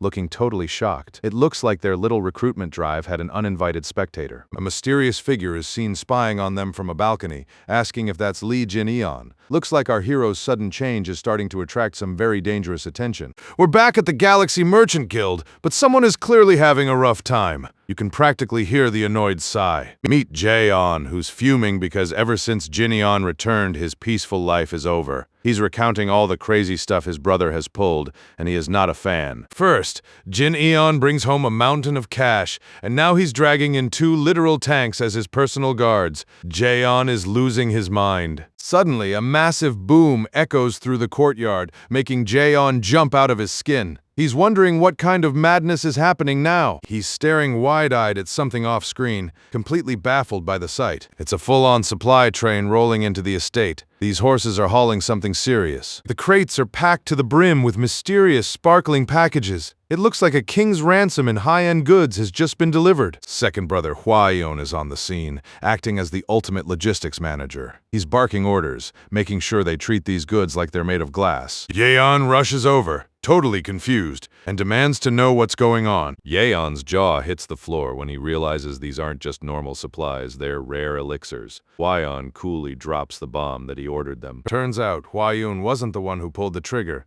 It was their father. The head of the merchant group walks out, looking way more energized. The brothers tell their dad he shouldn't be out in the sun yet. But the old man isn't having it, claiming he's feeling better than ever. Yeon is practically vibrating with excitement, asking what all these high-grade elixirs are for. He's hoping he's about to get a major power-up. He thinks to himself that since Jin Eon only asked for one, there must be a whole lot left over for him. He's got that greedy glint in his eye. Major reality check. Father tells him flat out that every single one of those rare elixirs is for Jin Eon. Jaeon's face turns gray in total shock. He completely loses it, screaming at the top of his lungs about how unfair it is. He can't believe the entire shipment is going to the guy he used to bully. Father explains the big picture, noting that a single elixir wouldn't be enough. He's playing for high stakes now. The old leader is making moves, sending word to all their contacts that they're stocking up. It's a strategic play to show the world the Yuna merchant group is back in business. He knows their partners are tied to their success, so they'll have to play ball. He's also vowing to fix the mess he unintentionally made. The vice captain is fully on the Jin Eon hype train, calling it a wise move. Even Jaeon has to admit his big brother was really amazing. While everyone else is bonding, Jaeon is muttering to himself with a gloomy cloud over his head. He's feeling seriously left out. Father is looking at this as a perfect opportunity to rebuild everything. The fire is back in his eyes. He's ready to spend every last coin of his life savings to back his son. It's a total take-my-money moment for the family's future. Yeon just stands there with a blank expression, unable to process his father's sudden transformation. The sun shines over the estate, but the peaceful vibes are about to be shattered. And there it is! Jaeon lets out a frustration-fueled scream that probably woke up the neighbors in the next town over. He's literally stamping his feet, demanding to know where his elixir is. Father just gives him a flat look. Father leans in with a look of pure confusion, asking if Jaeon actually needs one. It's the ultimate "I forgot you were here" burn. The silence is deafening. Jaeon is realizing that he is definitely not the favorite child right now. Cut to Jaeon taking his anger out on a wooden training post, screaming that he's been left empty-handed. He's literally tearing his hair out, accusing everyone of discriminating against him. The jealousy is real. He's breathing heavy, wondering what kind of miracle Jin Eon must have stumbled into. Suddenly, Jin Eon shows up in the background, cool as ever. Jin Eon is casually dragging a mountain-sized boulder behind him like it's a bag of groceries. Jaeon is completely terrified, letting out a loud scream. Jin Eon doesn't even slow down, just telling him to move because he's out for a walk. Talk about a humble brag. Jaeon is left standing in the dust, completely speechless and blinking in disbelief. A walk? He repeats, totally losing it. He can't wrap his head around how dragging a giant boulder counts as a casual walk. We see Jin Eon putting in the work, his movements fast and precise. He's dripping with sweat, looking focused and determined. This isn't just luck, it's pure, hard-earned discipline. Jaeon just watches from the sidelines, his anger slowly turning into realization. He admits that guy is really putting in the work. He's starting to respect the hustle, even if it hurts his ego. Inspired, or maybe just spiteful, Jaeon starts his own training, swinging his sword at a wooden dummy. He puts his back into it, delivering a solid strike that shows he's actually got some skill. He's got his teeth gritted, looking more focused than we've ever seen him. He's finally taking his own training seriously. As the sun sets, he starts replaying the fight with Gu Young-hoo in his head, trying to figure out how he can do better. He remembers the moment Gu Young-hoo lunged, screaming die. He remembers how Jin Eon reacted, closing the gap instantly and landing a perfect shot to the jaw. He's breaking down the move. The courtyard is quiet now, and Jaeon is left alone with his thoughts. He's starting to see his brother in a whole new light. He delivers a final, heavy blow to the dummy, whispering a cool farewell just like his brother did. The hit lands with a solid impact, showing he's actually got some decent power. A massive burst of energy erupts from the impact point with a thunderous crack. He's slumped over, breathing hard and admitting it just doesn't feel the same. Suddenly, a voice behind him asks, "What's with you?" It's Jin Eon. He snuck up on him again, making Jaeon jump a mile high. He screams that he scared him. Jaeon tries to act tough, asking why he's there. Jin Eon just tells him if he's going to practice, he should do it right. Jin Eon actually gives him a compliment, noting that he copied Gu Young-hoo's final move pretty well. He grabs a wooden sword, ready to give a real lesson. Jaeon is blushing, totally embarrassed that his brother saw him practicing. Jin Eon starts to demonstrate, his movements as smooth as silk. He's showing how it's really done. He shows a perfect grip, each motion calculated to be as efficient as possible. He executes a lightning-fast strike that lands with a sharp crack. It's so much faster than anything Jaeon could manage. Jaeon is impressed for once, but Jin Eon just shrugs it off. He calls Gu Young-hoo's move sloppy, setting the bar way higher. What? Jaeon shouts, his ego taking another hit. He can't believe his brother is calling a master's move sloppy. Jin Eon starts to break it down, even critiquing the way Jaeon carries himself. He's being a tough teacher. He lunges forward, catching Jaeon completely off guard. He gasps as he barely manages to block a strike to his chest. Jaeon is absolutely terrified, his eyes wide as he realizes how close he just came to getting hit. Jin Eon doesn't stop, closing the distance in a heartbeat. He's giving him zero room to breathe. He strikes again, calling out that Jaeon just panicked and kept defending. He's literally scrambling backward, begging to just talk it out. Jin Eon just keeps advancing. He realizes Jin Eon isn't even listening, so he decides to just go for it. Screw it, he thinks, preparing for the clash. He charges in with a desperate scream, swinging his sword with everything he's got. He's all in, his eyes narrowed as he focuses on his target. This is the most serious he's ever been. Suddenly, Jin Eon is just gone. Jaeon is looking around in total shock, screaming, wondering if he disappeared. He's behind him. Jin Eon notes that when people lose control and get backed into a corner, they tend to make mistakes. Jaeon lets out a surprised gasp as he feels his brother's presence behind him. He's completely at his mercy. Jinon whispers that they always tend to pull out their best trump card when they're desperate. The sound of the clash echoes through the quiet night. It's over in a heartbeat. Jaeon is flat on his back, his wooden sword in pieces next to him. He's totally defeated. Jin Eon has his wooden sword right at Jaeon's throat. It's a total checkmate. He stands tall, looking down at his defeated brother. He's proved his point. Jin Eon lets out a small laugh and offers a hand to help his brother up. He's not being a bully, he's being a mentor. Jaeon is literally shaking, admitting he almost died just now. Jin Eon just coolly points out that stabbing has a lower hit rate than slashing. He breaks down Gu Young-hoo's move, explaining that it was a one-strike kill technique. Jin Eon explains that if he can move faster than that split second, the outcome is already decided. Jaeon can only whisper, "It can't be." He drops a casual bomb about his past life, saying he wouldn't have even given Gu Young-hoo time to draw his sword. Jaeon has no idea how right he is. In his head, he's thinking that he doesn't even have half the strength he had as the Fist King. His goals are way, way higher. He remembers his own death, lying in a pool of blood. It's a stark reminder that even the strongest can fall. But even I, the Fist King, he thinks, remembering the moment his reign ended. He's using that as fuel to get stronger. He admits that even he failed to surpass some people. He's being humble now, realizing there's always someone stronger. He thinks about the ones he couldn't beat, the legends who were always just out of reach. This won't do, he thinks, his eyes burning with intensity. He's not going to settle for being decent this time. He crushes a wooden board with a sharp crack, declaring that he has to become stronger than ever before. Suddenly, a servant interrupts, announcing he has a visitor. He's back to reality, but his focus hasn't wavered. He agrees to go. Jaeon is watching him, thinking he's suddenly acting creepy with all that intensity. On his way out, he gives Jaeon a playful but painful smack on the head. Jaeon screams in pain. He's rubbing his head, but then he looks over and realizes who the visitor is, calling him a bastard. We see the peaceful estate again as someone tells them to knock it off. Inside,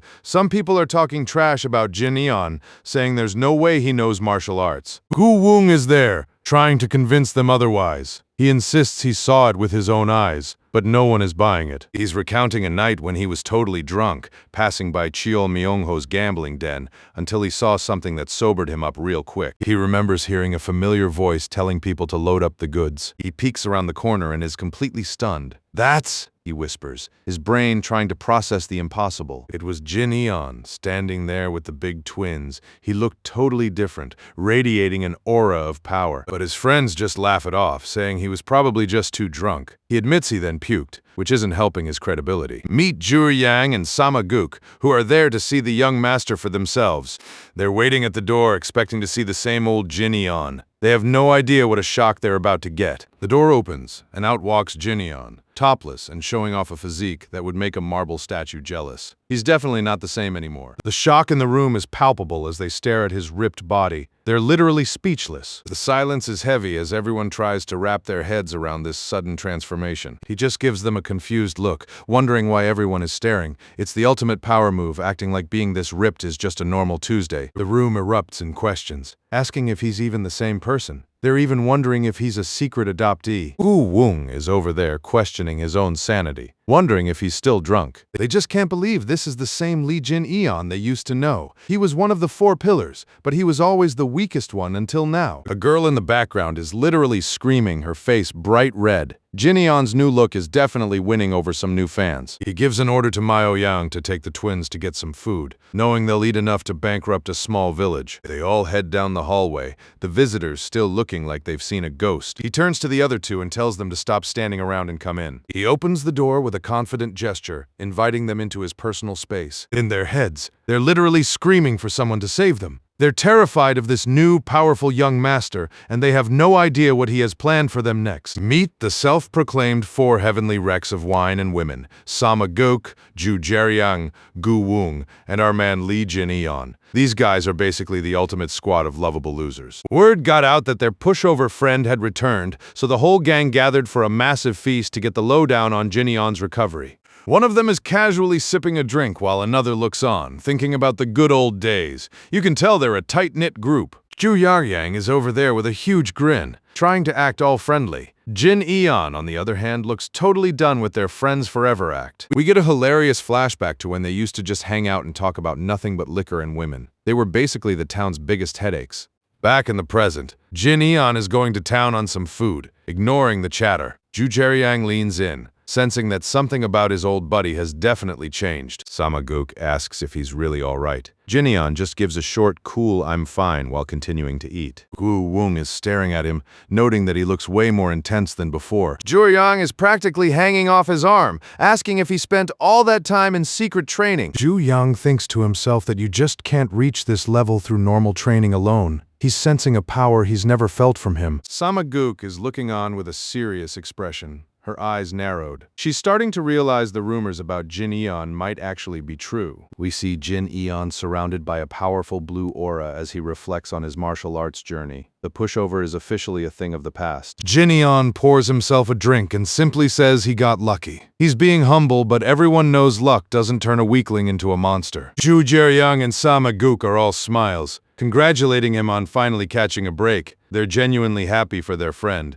Jinyeon takes a sip, thinking about how that lucky encounter was actually his past life coming back to haunt him. Samagok leans in, asking what his big plans are. Jinyeon mentions some debts he needs to repay, but he's not talking about money. He tells them he's going to help out with the merchant group while preparing for his ultimate goal. He's focused and determined. A close-up on Jinyeon's eyes shows he's not interested in anything but getting stronger. He's a man on a mission. The table goes silent as the Rex try to process this new hardcore version of their friend. They're totally weirded out, whispering to each other if they walked into the wrong house. Yang just sits there in silence for a second, realizing their group dynamic is never going to be the same. He reflects on how Jinyeon's exile to the safe house was actually a blessing in disguise. He tells Jinyeon that this change is actually a good thing, encouraging him to keep recovering and evolving. Jinyeon gives a rare, genuine smile, agreeing with the idea of change. The two friends share a moment of mutual respect. It's a nice shift from their usual rowdy behavior. Samagok pours another round, congratulating Jinyeon. The atmosphere has finally relaxed into a true celebration. Yang raises his cup and says he's really changed, looking at Jinyeon with a mix of pride and a little bit of envy. Jinyeon looks back at him, calm and collected. He's appreciating the support from the people who were there even when he was a total mess. The two women are watching them with a "what can you do" expression. They're used to these two having their bromance moments. Yang is practically cheering, saying it's definitely something worth celebrating. He laughs and mentions that Jinyeon was too hungover to even show up that day. Jinyeon gives a funny, half smirk and jokes that taking a dump definitely counts as being busy. Everyone bursts out laughing.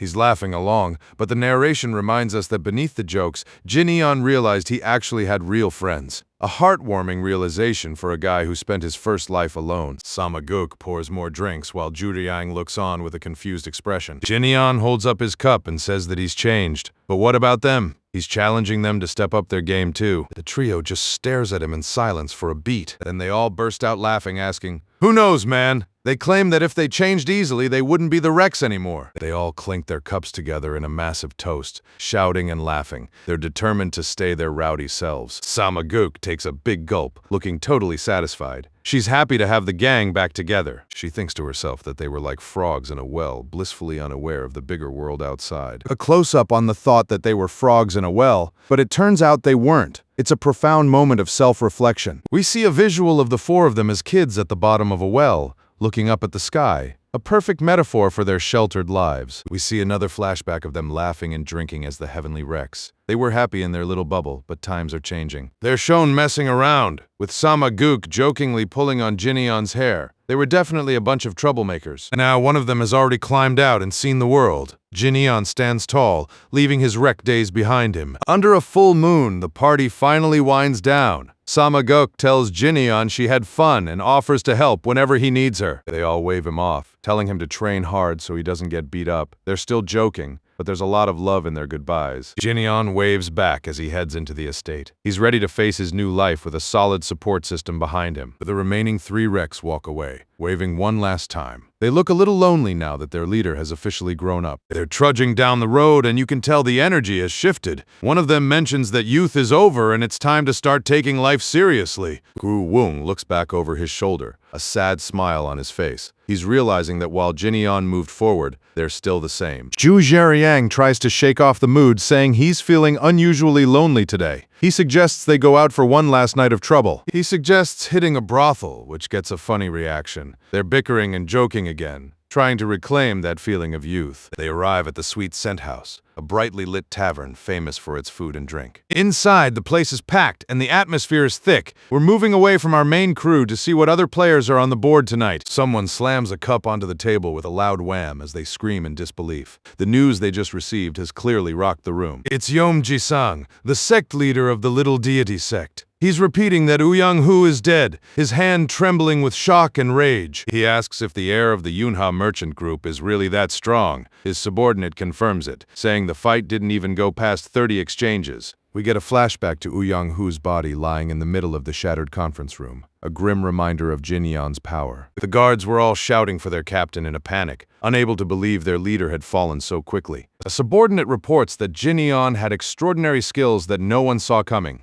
The mystery of where he learned to fight is now the biggest topic in the Jianghu. Another report mentions that he used nothing but his fists to win the fight. The report continues, emphasizing that he didn't even need a weapon to dismantle their best fighter. Yeom Ji-sung calls it impressive while asking what weapon Jin Eon used. When he hears it was just fists, his expression turns to pure disgust. "What a disgrace," he mutters, thinking about a swordsman losing to someone who only used their hands. A subordinate asks about revenge, clearly worried about the little deity sect's reputation. Yeom Ji-sang asks how they can seek revenge over a fair duel. He claims they aren't thugs, but his eyes say something completely different. A man slams his hands onto the table, shouting that they have to do something. He screams that there was honor between them, reminding the leader that Ouyang Hu was one of their own. He's fuming. Yeom Ji-sang suddenly draws a blade in a blur of motion. The subordinate doesn't even have time to blink. With a brutal strike, the leader slashes the man right across the chest. His idea of honor is very different from everyone else's. A maid in the background lets out a terrified scream as blood splatters across the floor. Yeom Ji-sung looms over the dying man, asking coldly, "Who the hell befriends a corpse?" He has zero mercy for those who question his authority. He tells his men to get that out of here, pointing at the body like it's just trash. The leader turns to a woman named Suran, who is shaking like a leaf. He offers a fake, creepy apology, claiming he didn't see her there. He helps her up, his face inches from hers as he pretends to care. He's a total predator, using fear to control everyone. He complains that the drink tastes awful now and decides they should just go back to their base. The blood-soaked floor is a grim testament to his cold-blooded nature. He mentions that the Yunha merchant group is refusing to pay taxes and has killed their captain.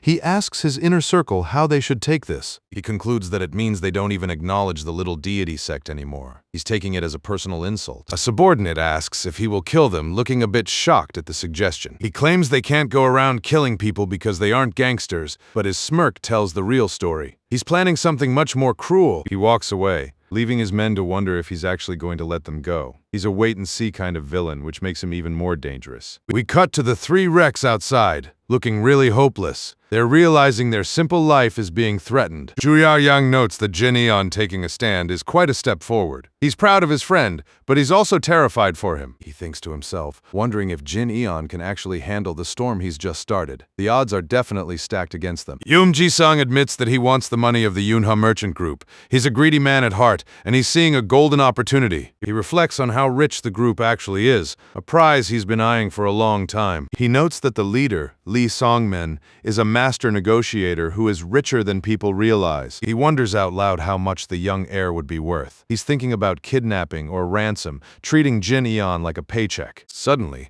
a silhouette of the mysterious spy from earlier appears with a gasp. He's been listening to the whole conversation. We cut back to the estate where Jin Eon is leaning against a door with a look that says, "So you came running back?" He's been expecting a visitor. It's Mok and Seop, looking absolutely exhausted. He's huffing and puffing, probably having sprinted the whole way to deliver some urgent news. Jin Eon lets out a yawn, finding the whole scene touching in a totally sarcastic way. Mok and Seop is panicking, warning that the little deity sect was going to attack him immediately. Jin Eon just tells him to stop the jokes. Jin Eon thinks to himself about the little deity sect, realizing exactly who is pulling the strings. He's not scared. He's calculating. He remembers the report that these guys were trying to backstab them with Ouyang Hu. He's realizing the threat has been there all along. He asks where those bastards are now, and the guard confirms they're probably at their base. Jin Eon is already making a plan to take the fight to them. Jin Eon tells the guard to come inside as they head toward a building at night. He's done waiting for them to move first. He hands Mokin Seop a dark piece of clothing and tells him to put it on. He's getting ready for a covert operation. The guard is totally confused,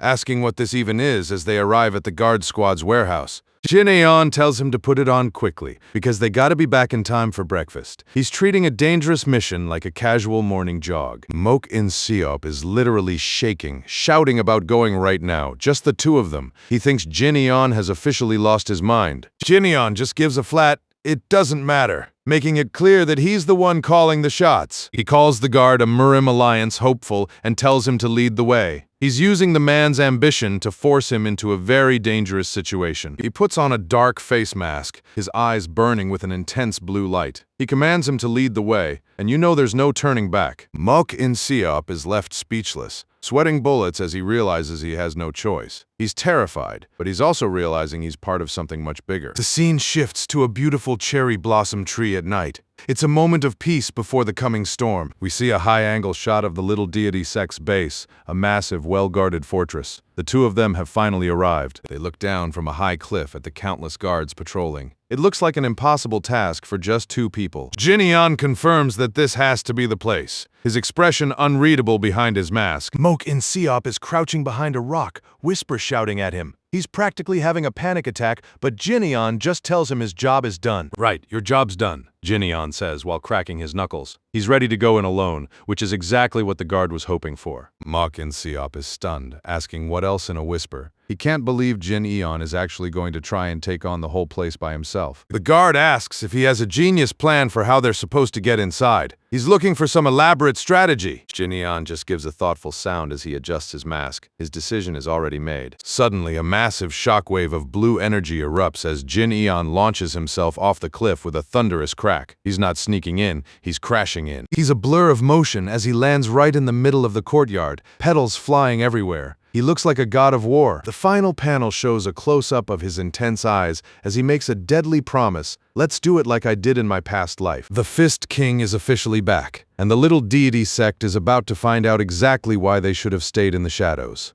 So we learn a bit about Dan Woo-sung's backstory. This dude has never backed down from a single fight since he was a kid. Even as a young orphan getting pummeled by older kids, he never gave up. You can see the fire in his eyes even back then. That grit carried him through the cutthroat world of martial artists. He stood tall, always ready for the next challenger. He earned the title of King of Fists with nothing but his bare hands and pure determination. Back in the present, Jinyeon kicks through the main gate of the little deity sect like it's made of paper. A massive explosion signals his arrival. The guards are absolutely floored as he stands at the entrance, radiating pure menace. They were not expecting this. The narration reminds us, Dan Woo-sung was always a man who thrived on the thrill of battle. He's not just a fighter, he's a combat enthusiast. He strolls into the courtyard, hands in his pockets, looking like he's just there for a casual chat. He asks where their sect leader is while some guard shouts at him to get lost. The guy thinks he can actually stop a literal king. The guard loses it, calling him a lunatic for barging in and spouting nonsense. Jinyeon grabs the loudmouth by the throat and slams him into a wall. He whispers not to make him ask twice, and the room goes dead silent. The rest of the guard squad is frozen in shock, their jaws hitting the floor. "You bastard!"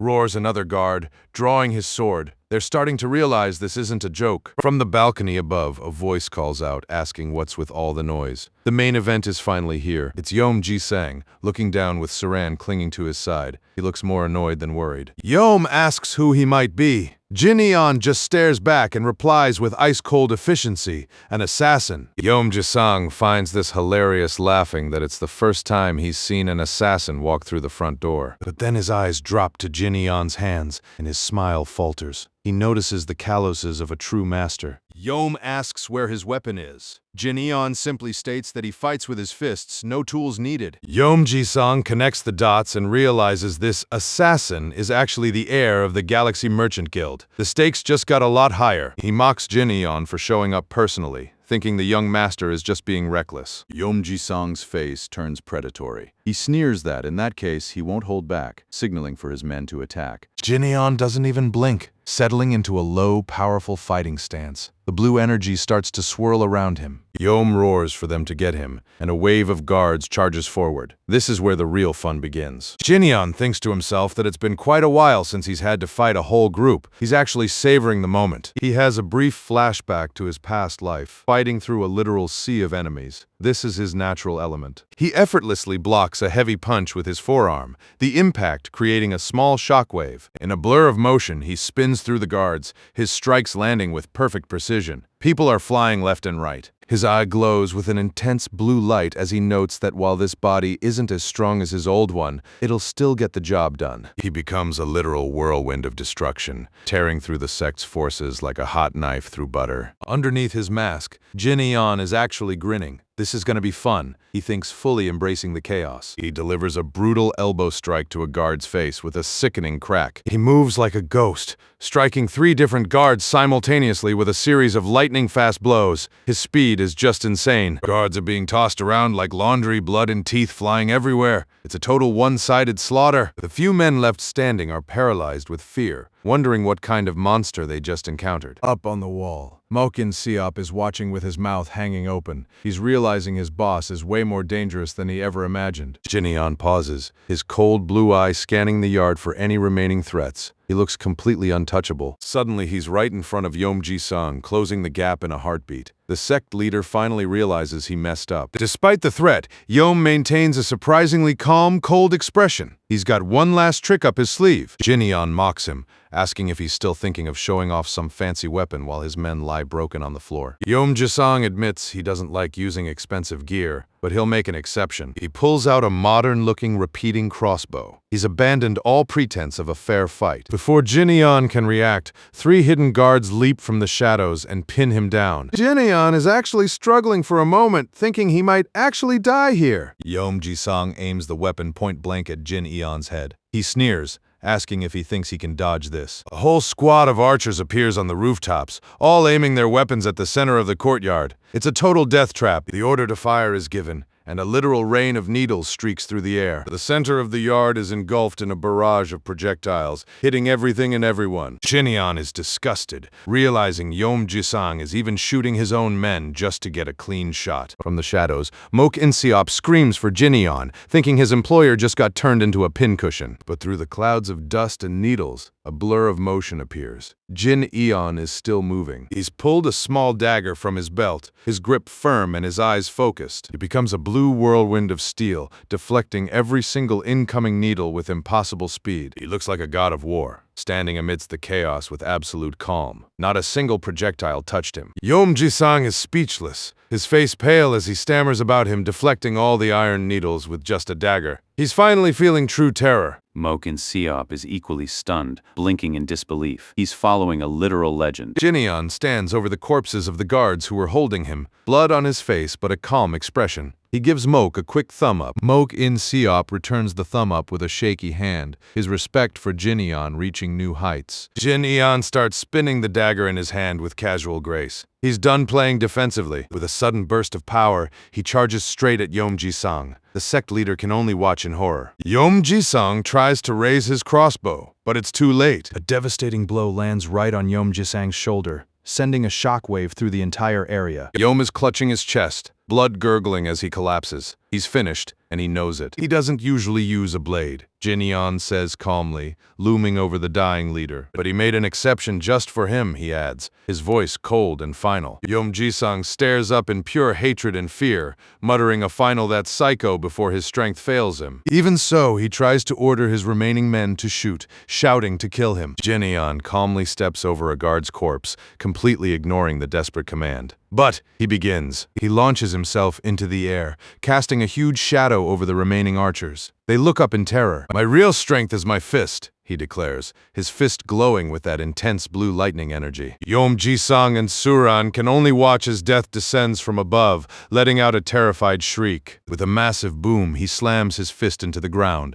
and a massive pillar of blue energy erupts, leveling everything in sight. The entire courtyard is turned into a literal crater by the sheer force of the blow. The little deity sect is officially no more. As the dust starts to settle, we see Suran sitting in the ruins, looking completely broken and shell-shocked. She looks up in a daze, wondering how one man could cause so much destruction. Jinyeon walks toward her, his silhouette dark and intimidating against the moonlight. He stops right in front of her and tells her to stay back. He's got no interest in killing her, but he won't be stopped. Yeom Ji-sung is somehow still alive, but he's a broken man. He wonders what kind of guy this is, his spirit completely crushed. Yeom Ji-sung is trembling on the floor, unable to even stand. He's realizing that the rumors about the weak heir were nothing but lies. This man is a monster. The way he fights is unlike any young master. He's a war-hardened veteran who has seen it all. Jinyeon looks at the few survivors with a terrifyingly calm gaze. He asks what they're looking at, and if they've got something to say. Yeom Ji-sung finally snaps and starts begging for his life. He cries out, desperate to find a way out. He offers a generous reward, promising promising to give up all his riches if he's just allowed to live. It's pathetic to see a leader fall this far. Jin Eon doesn't even hesitate, delivering a massive downward kick that slams Yom Jisung's head into the dirt. "Hey, sect leader," Jin Eon asks, looking down with pure contempt. "Why do you keep thinking people's lives have a price tag?" He says he doesn't need his money and that he can keep it. You know he's done with the talk. Yom Jisung is out cold, blood pooling around him. The boss is officially finished. Suran just stares at him with a blank expression, her whole world having collapsed in a single night. Mokin Seop peeks around a wooden post, letting out a stunned sound. He's still trying to process the absolute carnage he just witnessed. He looks at the hand covered in blood and the defeated leader on the floor. It's a scene from a nightmare. Jin Eon wipes some blood from his cheek with a frustrated sigh, calling it filthy.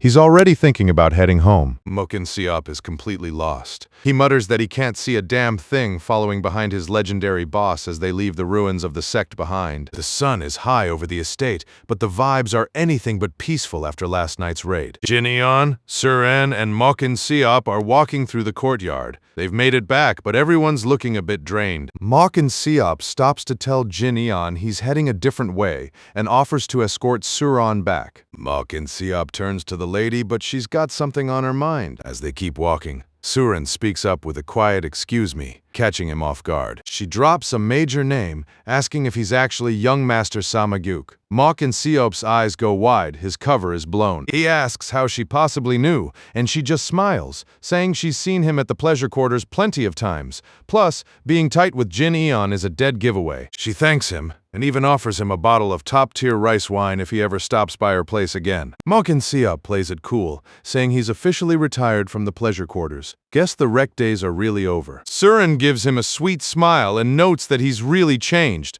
looking like a totally different man. He just sighs a quiet "yeah," letting the realization sink in. Watching the cherry blossoms, he admits to himself that he really did need to change. Looks like Jin Eon's influence is rubbing off on everyone. Back at the main house, Jin Eon is looking sharp and thinking about one thing: breakfast. After that fight, he's probably starving. A massive 5-star spread is waiting for them on the table. This merchant group definitely knows how to treat their guests. The twins, Myungbo and Jinbo, are staring at the meat like they haven't eaten in a decade. Jin Eon tells them to dig in and eat comfortably, and they don't need to be told twice. They are absolutely inhaling the food, realizing that working for a wealthy merchant family has some serious perks. As Jin Eon starts eating, a servant asks if his wound from last night is closed up. He just shrugs it off with a more or less, his mind clearly already focused on something else. He goes quiet, staring at his chopsticks as he reflects on the previous night's combat. He remembers the surprise attack that shook his very core. Even with his experience, that was a close one. He thinks back to his past life as the Fist King, realizing that a mistake like that never would have happened back then. He decides that to truly protect this group, he needs to get way stronger. Normal training isn't enough. He needs a shortcut. A knock at the door interrupts his thoughts. A servant announces a special delivery has just arrived. Jin Eon is surprised, wondering who'd be sending him gifts after he just got back. It's a large brown-wrapped box with a red flower on top. Very mysterious. He opens it up to find another black box and a letter. The letter is from his buddy Gu Wung, bragging about actually going home after only one drink. Gu Wung calls it real progress, which makes Jin Eon crack a rare smile. Even the Rex are trying to level up. We see a flashback to Gu Wung panicking yesterday, realizing he totally forgot to give Jin Eon a special item from his father. Classic Gu Wung. Jin Eon looks at the ornate black box. His father sent this? Things just got interesting. He opens it to find high-grade century roots. This is some premium-tier cultivation material. He estimates they're at least 500 years old. With these, he could push his white lightning art to the 5th stage. He gives a small smirk, realizing that having a good friend like Gu Wung actually pays off sometimes. Then there's a second delivery. A mysterious red bag. It's a gift from the Tahoe Trading Company, thanking his father for their trust. They're one of the richest firms around, so this isn't going to be cheap. He thinks about the old merchant masters who sent this. They definitely went above and beyond. He pulls out a small, ornate vial. It looks like liquid gold. His eye goes wide with total shock. Even he can't believe what he's looking at. It's pure void stone milk. This stuff is basically the holy grail for martial artists. This miraculous elixir is what legends are made of. It's almost impossible to find. This is the real deal, and it's worth a fortune. He takes a sniff and recognizes it immediately. Even in his past life, he only ever had a few drops. He's baffled how a merchant company got their hands on it. He turns to the twins, Myungbo and Jinbo, who are standing by. He hands them each a root and tells them he needs to circulate his chi. They're on guard duty. One twin asks what it is, and Jineon just says it's good for them and not to lose it. The twin is confused, wondering just how rare a piece of ginger can be. He looks into the room and sees piles of similarly rare stuff. He realizes the chief has been stacking elixirs just for the young master. The door shuts, leaving the twins to wonder about their new boss's spending habits. Inside, Jineon is all smiles. He's realizing that having an unlimited budget for cultivation is the ultimate cheat code. 2 hours later, the estate is quiet while Jin Eon gets to work. He's sitting cross-legged, a massive aura of blue chi swirling around him like a storm. He meditates deeply, knowing that martial arts training is all about the grind. It's painful and slow at first, but he knows better. Sweat pours off him as he feels his body temperature skyrocketing. Things are heating up. He holds a ball of pure energy between his hands. He's lucky he strengthened this weak body beforehand, or it would have melted. He lets out a pained gasp as the energy starts to surge out of control. It feels like his very blood is boiling. This is the make-or-break moment. The more he tries to suppress the power, the more violently it rages inside him. He grits his teeth and decides if it wants to fight, he'll just push even harder. With a massive boom, a huge shockwave of energy explodes out of him, nearly leveling the room. He exhales a huge cloud of steam, looking completely drained but focused. The energy settles into a tiny blue ember, ready to be absorbed. A single drop of that miraculous stone milk energy enters his core, glowing with absolute power. Jineon looks like a different person, radiating heat and raw strength. He's done it. Blue lightning crackles from his fingertips with a sharp sound. He clenches his fist, sparks flying everywhere. He's officially reached the 5th stage, but then he notices a foul smell. Black gunk is oozing from his skin. His body is purging toxins. He wonders how much alcohol the original Jin Eon drank. He wipes it away with a smirk, saying a final farewell to the remnants of the old, weak Lee Jin Eon. He sits back down and eyes the rest of the stone milk. The real challenge is just beginning. He picks up the vial, his hands steady despite the power inside. He downs the whole thing in one gulp. Absorbing this much energy is going to be a nightmare. He visualizes it like mixing water into sand to shape a bowl, and then tossing that bowl directly into a blazing furnace. The bowl is almost guaranteed to crack, but he's determined to endure it. He closes his eyes, focusing every ounce of will on controlling the furnace inside him. His eyes snap open, glowing with a dangerous purple intensity. A massive dark red aura erupts from his body. This is the true, raw, spiritual energy of the pure void stone milk. He gives a wild, shark-like grin. He admits that maybe he got a little too greedy this time. His fist crackles with lightning as the two conflicting energies start to battle for dominance. The red and blue chi clash in a violent storm, threatening to tear him apart from the inside. He floats off the ground, a literal hurricane of power spinning around him. His face is a mask of pure determination. If he survives this, he'll be stronger than he ever was as the Fist King. 7 days pass in total silence. Outside, the chief steward, My Ouyang, is waiting anxiously at his door. She's pacing back and forth, worried because he hasn't made a single sound for a week straight. The twins are still on guard duty. She asks if there's any sign of him, but they haven't seen a thing. One twin blocks the door, reminding her that Jin Eon gave strict orders not to let anyone near. Suddenly, a blinding flash of white light explodes from inside the room with a thunderous boom. The shockwave knocks them all off their feet. They're terrified, wondering what just happened. The door is blasted open. Smoke and dust fill the hallway as a shadow emerges. Jin Eon stands in the wreckage, his eyes glowing like purple fire. He looks absolutely monstrous. He's shirtless and covered in sweat and steam. The room behind him looks like a bomb went off. My Ouyang covers her nose, gagging at the horrific stench coming off him. It's the smell of all the toxins he purged. She panics, thinking he's suffered a chi deviation. That's a death sentence for most martial artists. The twins rush in, shouting for their master. They're ready to catch him as he stumbles.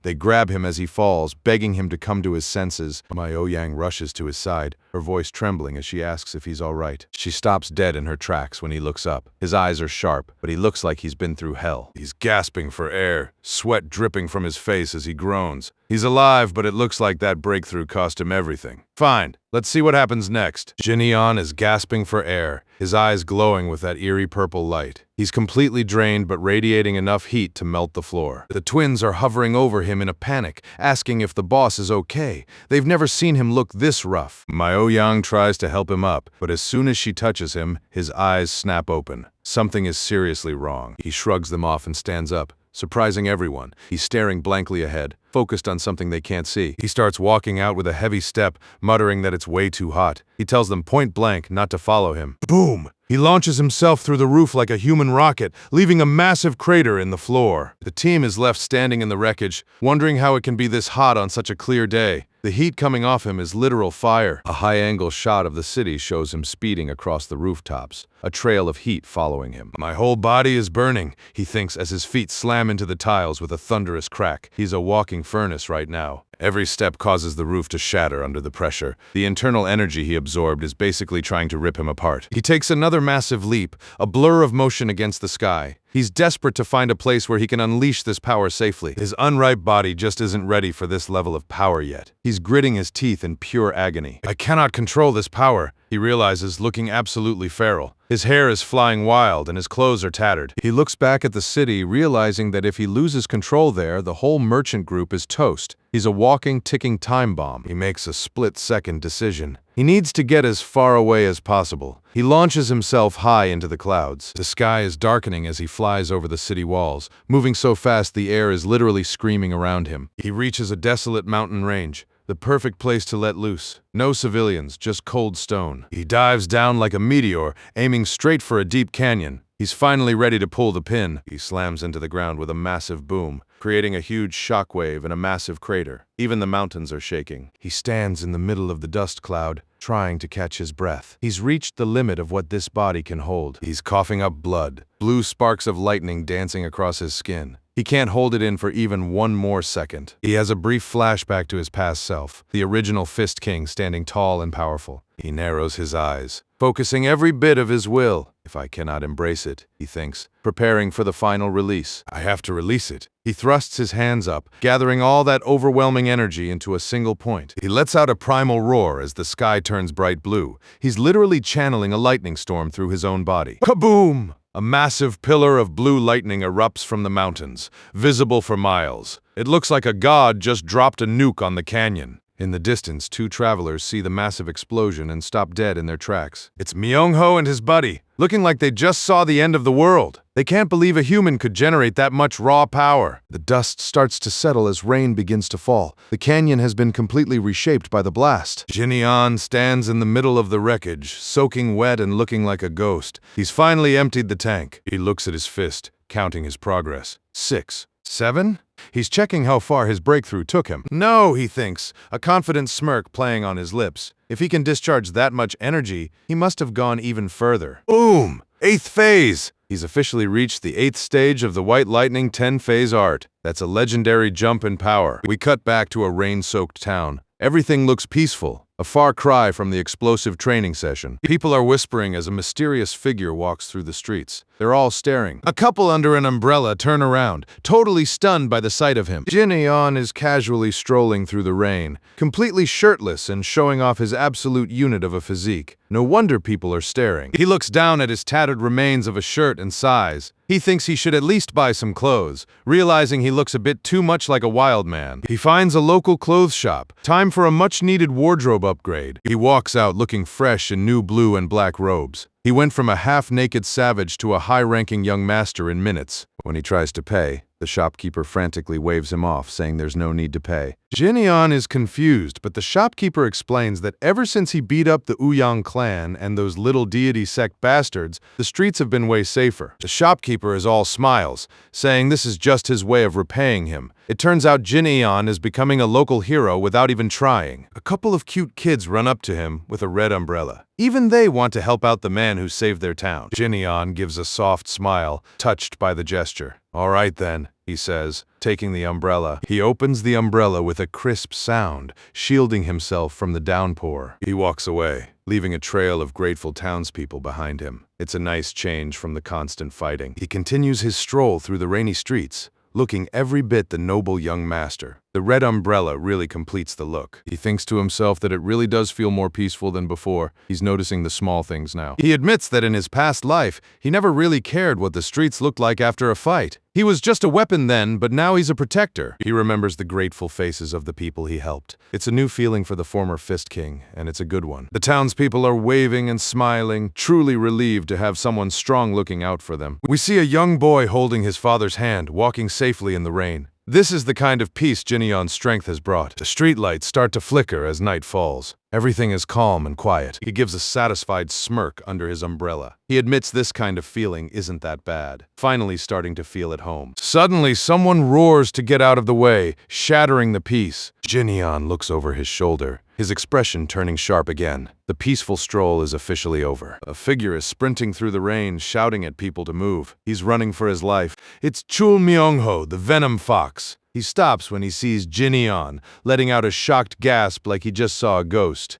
Myung-ho runs up to him, panting heavily. He wheezes that it's been a while Jinyeon just notes that it's really pouring. "You're the same as always living a busy life," Jinyeon remarks coolly. At that moment, we cut away to the Moyong clan base. The beautiful lotus flowers are a sharp contrast to the dirty streets of the town. The sun shines over the ornate buildings as we're introduced to a new group. Things are about to get political. Welcome to the Emperor's Assembly. This is a gathering of the heavy hitters, and the atmosphere is thick enough to choke on. Meet Doko Myong, the patriarch of the Doko clan. He's congratulating Moyong Bin for getting everyone together. Moyong Bin, patriarch of the Moyong clan, humbly accepts the praise. These guys are playing nice, but you know they're all sharks. He shifts the conversation to a more serious topic, asking Ouyang Sang about the unfortunate incident recently. He drops the bomb about Ouyang Hu losing his life in a duel. We see a grim flashback of the fallen captain. We meet Ouyang Sang, the patriarch of the Ouyang clan. He looks absolutely fuming while the others whisper behind his back. The others are openly mocking him,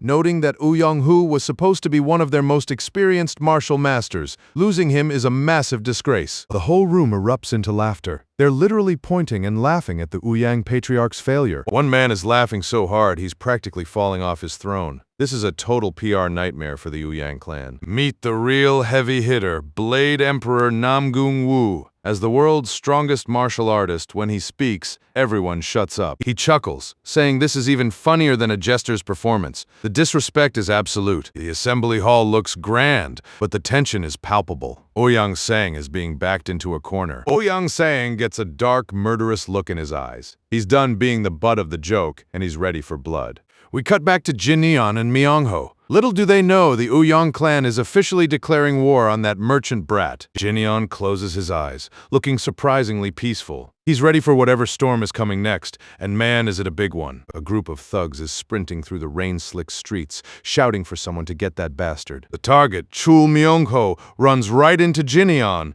Myung-ho tries to act smooth, despite being out of breath, wheezing that it's been a while. Jinyeon looks down at him with a mix of boredom and pity, noting that Myung-ho is always living a busy life. The thugs have caught up and are surrounding them. One thug points a finger, demanding that Jinyeon pass Myung-ho over. Jinyeon just ignores him and asks Myung-ho who these guys are. Myung-ho looks terrified, hiding behind Jinyeon while the thugs close in. Myung-ho explains that these are the most notorious underworld punks in the city, the Crimson Reaper Alliance. He continues, saying that they've recently been trying to muscle their way into taking over the downtown district. Myung-ho complains that while he was busy, these thieving bastards stole from him. He's fuming, but still hiding. Jinyeon isn't interested in the gang politics. He casually asks Myung-ho if his hands are all better. Myung-ho looks down at his bandaged face and hands, recalling the beatdown he received earlier. He lets out a nervous laugh and shows off his hands, saying that fortunately they are still usable. The thugs are getting impatient, telling them to get lost and that they'll come find Myung-ho once he's healed. Jinyeon isn't going anywhere. He tells the thugs to get lost instead. He's completely unfazed. The thugs burst out laughing. They can't believe the audacity. They mock him, asking if he's just grown up sheltered. They're done talking, preparing to attack the sheltered young master. They think this is going to be an easy win. Jinyeon just stands there holding his umbrella with one hand. He hasn't even bothered to take a fighting stance yet. We see a close-up of Jinyeon's face under the red umbrella. He's radiating an oppressive aura that's making the thugs break out in a cold sweat. One thug tries to act tough, but his buddies are starting to realize something is very wrong. A thug points a finger right in Jinyeon's face, demanding to know if he has any idea who he's talking to. Big mistake. Without dropping his umbrella, Jin delivers a lightning-fast palm strike to the guy's face. The impact sounds like a bone snapping. A wide shot shows the aftermath. Jin is still standing in the exact same spot, but several thugs are already on the ground. He didn't even break a sweat. He addresses the group simply as guys, his voice calm but filled with a hidden threat. He tells them flat out he's really hungry right now, so if they fight, he thinks he will kill them all. It's the most polite death threat they've ever heard. He tells them goodbye now as the thugs take one look at their fallen friends and decide to scurry off into the rain. As the thugs disappear, Myung-ho pops out, shouting for Jin to buy him some food too. Jin just sighs and starts walking, telling Myung-ho that noodles are fine. He's basically babysitting a greedy fox. Myung-ho keeps complaining, claiming he was only on the verge of death because he was starving, not because of Jin-eon's beating. They walk together under the umbrella toward the city. Myung-ho is already dreaming of Jinfyong noodles. We see Myung-ho holding a piping hot bowl of soup, the steam rising as he lets out a satisfied sigh. He is absolutely devouring the noodles, declaring that he finally feels alive. Jin watches him, noting that Myung-ho used to pick at food like a bird but is clearly changed. Myung-ho ignores the observation and shouts for the owner to bring 4 more bowls. No shame when it comes to free food. They sit in the quiet shop as the rain continues to pour. Myung-ho pauses and asks how the twins are doing. He looks surprisingly thoughtful for a moment, showing he might actually care about his subordinates. Jin replies with a simple good and explains they are currently undergoing training. Myung-ho pictures the twins eating mountain-high stacks of bowls, muttering that their food expenses must be huge. Myung-ho boasts about how he helped out too, trying to boost his own importance. Jin just gives a dry, "Ah, right, I forgot." The conversation turns serious as Myung-ho asks how he can learn proper martial arts. He's finally realizing he needs real power to survive. Myung-ho rests his face on his hand, wondering if he could take on the Crimson Reaper if he actually trained.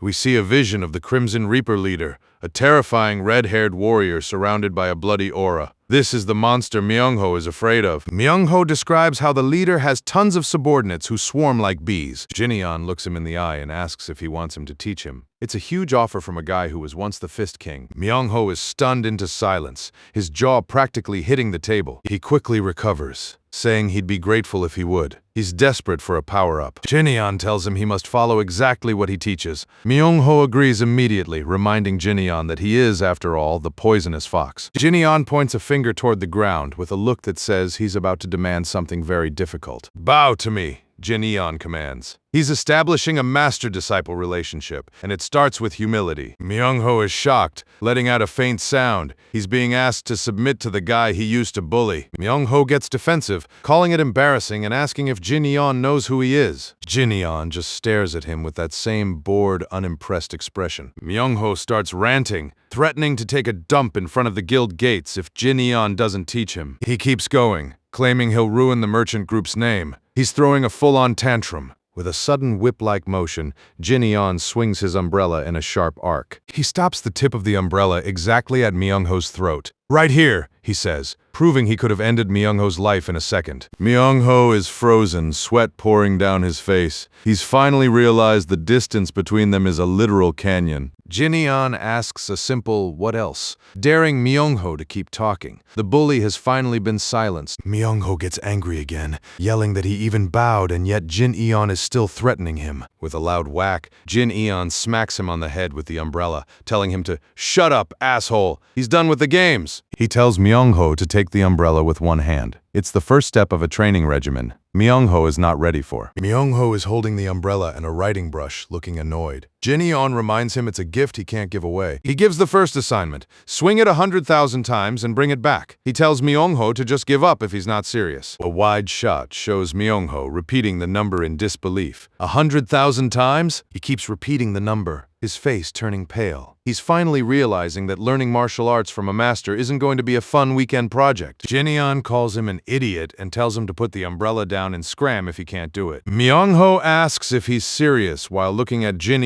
intense gaze. He's looking for any sign of a prank, but finds none. Suddenly, Jinyeon grabs him by the collar, pulling him close with a dark, threatening energy. A close-up on Jinyeon's eye shows him saying a heavy hey. He's about to drop some hard truth on his new student. He stares Myung-ho down, letting the silence do the work. The fox is looking more like a frightened rabbit. A mental image shows Jin-eon standing over the defeated thugs. He tells Myung-ho that if he'd swung that umbrella 100k times, he could have beaten them with a wooden sword. He asks Myung-ho what he did earlier instead of fighting. He's calling out the cowardice he saw in the alley. "You scurried away like a drenched rat," Jin-eon says, his words cutting deeper than any umbrella smack. He leans in and tells him if he's going to live so pitifully, he should just die instead. It's the ultimate tough love. Myung-ho is trembling, whispering, "I don't want to die, though." He's finally being honest with himself about his fear. He looks up with a look of pure desperation, finally understanding the path ahead of him. Jin-eon tells him to know his place and not to just flap his mouth around. He's establishing the new hierarchy.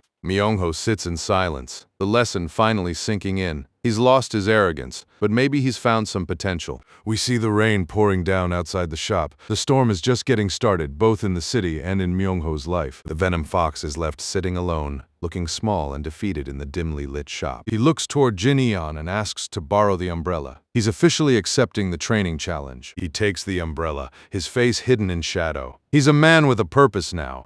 Myung-ho walks out into the rain while the shop owner calls out for payment. Jin-eon pays for both of their meals, tossing some coins on the counter. He watches Myung-ho's silhouette disappear into the storm, thinking to himself, let's see whether that punk gets his act together now. We see a flashback of Myung-ho's goal. He wanted to take on the Crimson Reaper. Now he finally has a path. Jin-eon sits alone, his arms crossed as he thinks about the Crimson Reaper alliance. He knows they're going to be a problem. The scene shifts to a dark, ominous hall with the words, "A promise must be kept," glowing on the wall. This is the Alliance's base. The thugs who ran away earlier are now kneeling on the floor, trembling with pure terror. They know they're in trouble. A body lies in a pool of blood on the floor. The Alliance has no mercy for those who fail, and these guys are next. The Crimson Reaper leader, the red-haired monster, looms over them, his eyes filled with madness. He asks why they let Chol Myung-ho go. The real war is about to begin. So, the Crimson Reaper looks absolutely bored as he hears the news. He's leaning back, unimpressed that one of the poisonous fox's friends stopped his men. The scale of the Reaper's base is insane,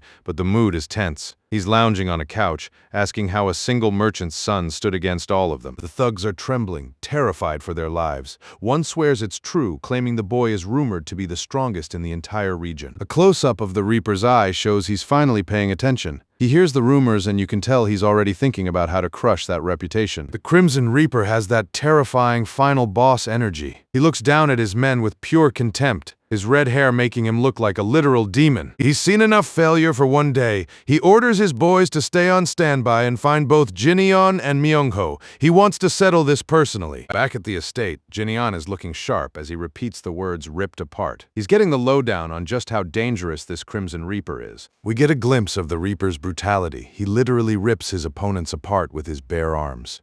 Leaders from several sects have already lost their lives to him. The guard explains that the Reaper has absorbed multiple factions, turning his group into a massive powerhouse. Nowadays, everyone pays him tribute just to stay safe. It doesn't matter if it's an inn, a pleasure house, or a merchant group. There are zero exceptions to his extortion. Jin-eon hears that the Reaper took over the entire auction house just yesterday. The guard looks worried, but Jin-eon is just soaking in the information. Jin-eon throws a towel over his shoulder, looking up at the merchant buildings. He realizes that if his identity is revealed, the entire Yunha merchant group will be dragged into a bloodbath. He makes a bold decision. I should go there first myself. He's not waiting for the threat to come to his doorstep. The Fist King is taking the fight to them. The scene shifts to the Yuquan shopping district at night, specifically the Passion House. It looks high-end, but there's a dark energy hanging over it. Inside the Passion House, the atmosphere is elegant but strained. You can tell something is very wrong behind the scenes. Suddenly, a scream echoes through the halls. Two women look absolutely terrified, reacting to something horrific happening in one of the private rooms. We see a trail of blood on the floor. It's a grim sign that the Crimson Reaper's temper has already claimed another victim. The women are whispering in a panic, wondering what happened to Seoli after she entered the Reaper's room. They're terrified to go in. Zhonghua, the woman in charge, looks particularly concerned. She's trying to keep her cool, but the situation is spiraling. The blood on the floor is a silent testament to the Reaper's cruelty. Zhonghua knows she has to handle this. Zhonghua tells the others that a new guest has arrived and she needs to go down. She warns them not to disturb the Crimson Reaper. Zhonghua turns around and finds herself face to face with Jin Eon. He's standing there looking calm and regal. Jin Eon doesn't waste any time. He stares her down and asks a single, direct question. Is the Crimson Reaper here? Jin Eon's gaze is piercing, making it clear he's not there for a drink. He's on a mission. Zhonghua is caught off guard, blinking in surprise. She probably wonders why this handsome young master is looking for a monster like the Reaper. She tries to play it safe, asking if he made an appointment. Jin Eon just looms over her, his presence filling the entire hallway. Zhonghua is sweating now, debating whether she should tell him. She realizes sending him up there might be a death sentence, but eventually confirms he is upstairs. Jin Eon tells her to evacuate the others while he goes upstairs. He's being authoritative, treating the situation like he's already in control. The other women are still huddled together, terrified for Seoli. The tension is reaching a breaking point. A close-up shows a woman's lips trembling as she clenches her jaw in fear. The name Crimson Reaper clearly inspires nothing but dread here. Zhonghua gives him a final warning. The association leader's temper is rather rough. She's basically telling him he's walking into a lion's den. Jin Eon just gives a confident, "That's fine," with a small smirk. He's heard it all before. He starts walking up the stairs with a steady, purposeful pace. He's not sneaking in, he's making his presence known. At the top of the stairs, 2 guards block his path. They're annoyed, telling him this isn't a place where he can just walk in. Jin Eon just stares at them in silence, which only pisses them off more. One guard calls him a bastard and asks if he's mute. The guard swings a massive cleaver at Jin Eon's head. It's a brutal, heavy strike. Jin Eon catches the blade with his bare, bandaged hand. The guard's eyes go wide with shock as he realizes his weapon has been completely neutralized. In a flash, Jin Eon delivers a devastating high kick. The force is so immense that the guard is sent flying backward in a blur. The guard crashes right through a wooden wall with a massive thud. The women below scream in terror. The other guards are absolutely floored. "What the hell?" they shout, unable to process how their buddy just got folded by a single kick. The lead guard steps forward, demanding to know who Jin Eon is. He's trying to maintain order, but he's rattled. Jin Eon ignores the question and asks one of his own. What floor is that bastard Crimson Reaper on? His eyes are glowing with a dangerous blue light. The guards aren't going to talk. They shout for everyone to kill him and charge at Jin Eon from all sides. Jin Eon lunges forward, blue lightning crackling from his arms. He's just a blur of white and blue energy. The guard swings his sword, screaming to die, but Jin Eon is already inside his guard, grabbing his wrist with a crushing grip. "Let me borrow this for a second," Jin Eon says calmly as he disarms the guard. He's using his enemy's own weapons against them. He spins the stolen blade in a wide arc of blue energy, cutting through the mob. He's a whirlwind of destruction. A guard with a mace swings at him, calling him a madman, but Jin Eon just leans back, the heavy weapon missing him by inches. Jin Eon closes the distance instantly, his speed making the guard look like he's moving in slow motion. He grabs the chain of the mace with his bandaged hand. "Let me borrow this too," he mutters, ready to turn it into a wrecking ball. He swings the mace around with incredible force, a blue circle of energy shredding anything it touches. Guards are sent flying through walls and railings as the mace obliterates their formation. Jin Eon stands in the middle of the wreckage, looking completely unbothered. He realizes this isn't the right room and prepares to move on. He walks calmly toward the next set of doors, leaving a trail of broken bodies and shattered wood behind him. He smashes through another set of doors with a massive swing of the stolen mace. He asks if he needs to smash in every room, sounding more annoyed than anything. More guards are sent flying as Jin Eon continues his rampage. He's literally tearing the building apart. The violence is absolute. Jin Eon is a blur of blue lightning and steel, dismantling the Reaper's subordinates like they're made of paper. A massive shockwave of dust and debris fills the hall as another wall gives way. Jin Eon walks through the dust, looking like a phantom. He's relentless, focused on reaching the man who dared to extort his family. He checks another room, but it's empty. He's not here, he notes. He looks up at the ceiling, realizing his target is likely on the very next floor. He's reached the top, and the main event is about to begin. We cut to a quiet room where a man is sitting on a bed. The atmosphere is heavy with the scent of incense and impending doom. It's him, the Crimson Reaper. He's looking down, his face hidden by his messy red hair, but his presence is suffocating. Suddenly, a guard is sent flying through the doors with a terrified scream and crashes onto the floor. A terrified subordinate points at the entrance, shouting that it's him, the merchant group's son. The Crimson Reaper slowly stands up, his heavy boots making a loud thud on the floor. He's ready to see who has been making so much noise. Jinyeon stands at the entrance, radiating a cold blue aura. The Crimson Reaper faces him with a dark, reddish glow. "Found you," Jinyeon says. The Reaper looks up, his eyes sharp. He says he was wondering what all the ruckus was about, sounding more curious than threatened. Jinyeon stares back with total indifference. He asks if it's the 5th floor, finally finding his target. He looks back at the trail of destruction he left. "It's unnecessarily high," he remarks, sounding like a guy who's just tired from climbing stairs. The Reaper steps toward him. He asks with a mocking tone if he didn't like the welcome party, and if the climb was hard. Jinyeon keeps walking forward, his confidence absolute. He retorts that it wasn't a problem. Stomping on his way up is his specialty. The two men face each other. The Reaper asks a simple, "Yeah," with a grin that reveals his fangs. A close-up of the Reaper's face shows he's actually enjoying this. He's a predator who has finally found a worthy prey. The Reaper gets right in Jinyeon's face,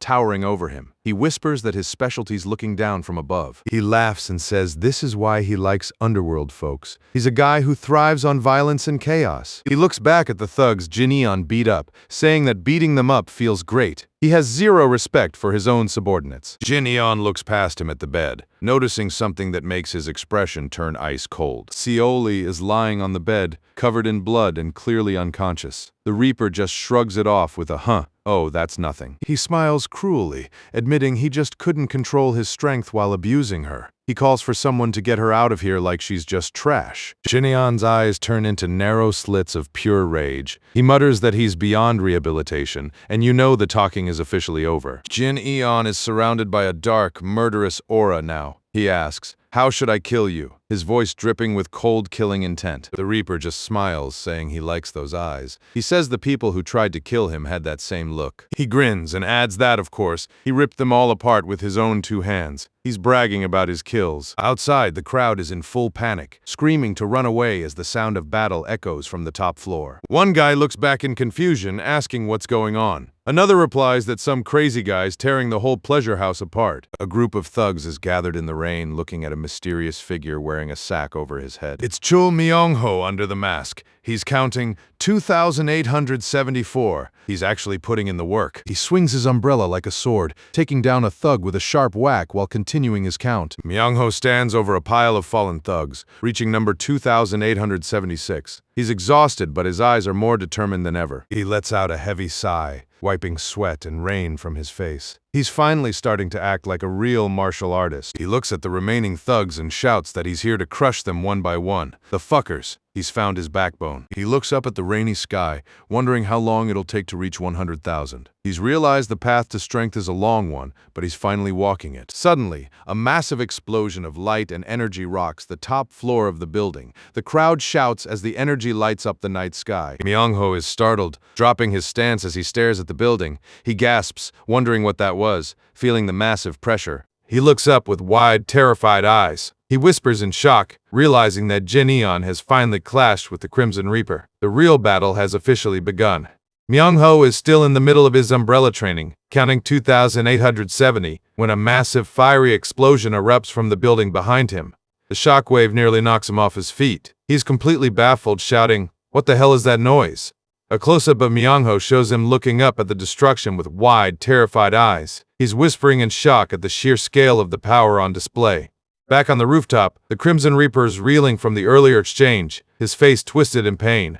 A dramatic close-up of Jinyeon's face reveals a cold, glowing eye. A sharp glint shows he's already spotted the next opening to finish this fight. Jinyeon is airborne, descending like a god of war with his fist pulled back. He's radiating a massive blue aura, ready to deliver a crushing downward blow. He slams into the ground like a meteor, the impact creating a thunderous boom. The shockwave shatters the stone floor into a massive crater. As the dust settles, Jinyeon stands tall in the middle of the destruction, looking completely unfazed. He casually walks out of the crater. The Crimson Reaper is struggling to even stay upright, clutching his side with a pained grunt. He's battered, but he isn't quite done yet. The Reaper lets out a low, crazed laugh while clutching his bloody hands. He's actually laughing through the pain. He stands back up, blood dripping from his face as he declares that this is pretty interesting. He's got a twisted grin, looking like he's actually enjoying this. A wide shot from the rooftops shows the two monsters facing off in the middle of a massive circle of wreckage. The surviving guards are too terrified to move. The Reaper gives a dark, "Yeah," as he reaches for a heavy weapon nearby. He's done with the bare-knuckle brawl. He lunges forward with a crazed expression, swinging a heavy iron ball and chain. He screams that at the very least he should give him this. Jin Eon leaps high into the air, narrowly avoiding the massive iron weight. The ground where he was just standing is completely obliterated. The Reaper looks up with a shark-like grin as he watches Jin Eon in midair, thinking he's finally got him in a vulnerable position. With a powerful whoosh, the Reaper throws the heavy iron ball straight up at Jin Eon. The weapon is moving like a cannonball. In an insane display of skill, Jin Eon catches the heavy iron ball with his bare, bandaged hand. He's still in midair, looking totally calm. The impact creates a massive shockwave in the sky as Jin Eon stops the ball's momentum cold. The air literally ripples, leaving the Reaper speechless. The Crimson Reaper is frozen in disbelief, letting out a shocked gasp. He can't wrap his head around how a human could catch a weapon like that in midair. Jin Eon lands perfectly. The Reaper is starting to panic, realizing that a mere merchant's son's strength matches his own. The Reaper decides to double down, thinking he'll crush him with rebound force. He's charging in again, his face a mask of pure, desperate rage.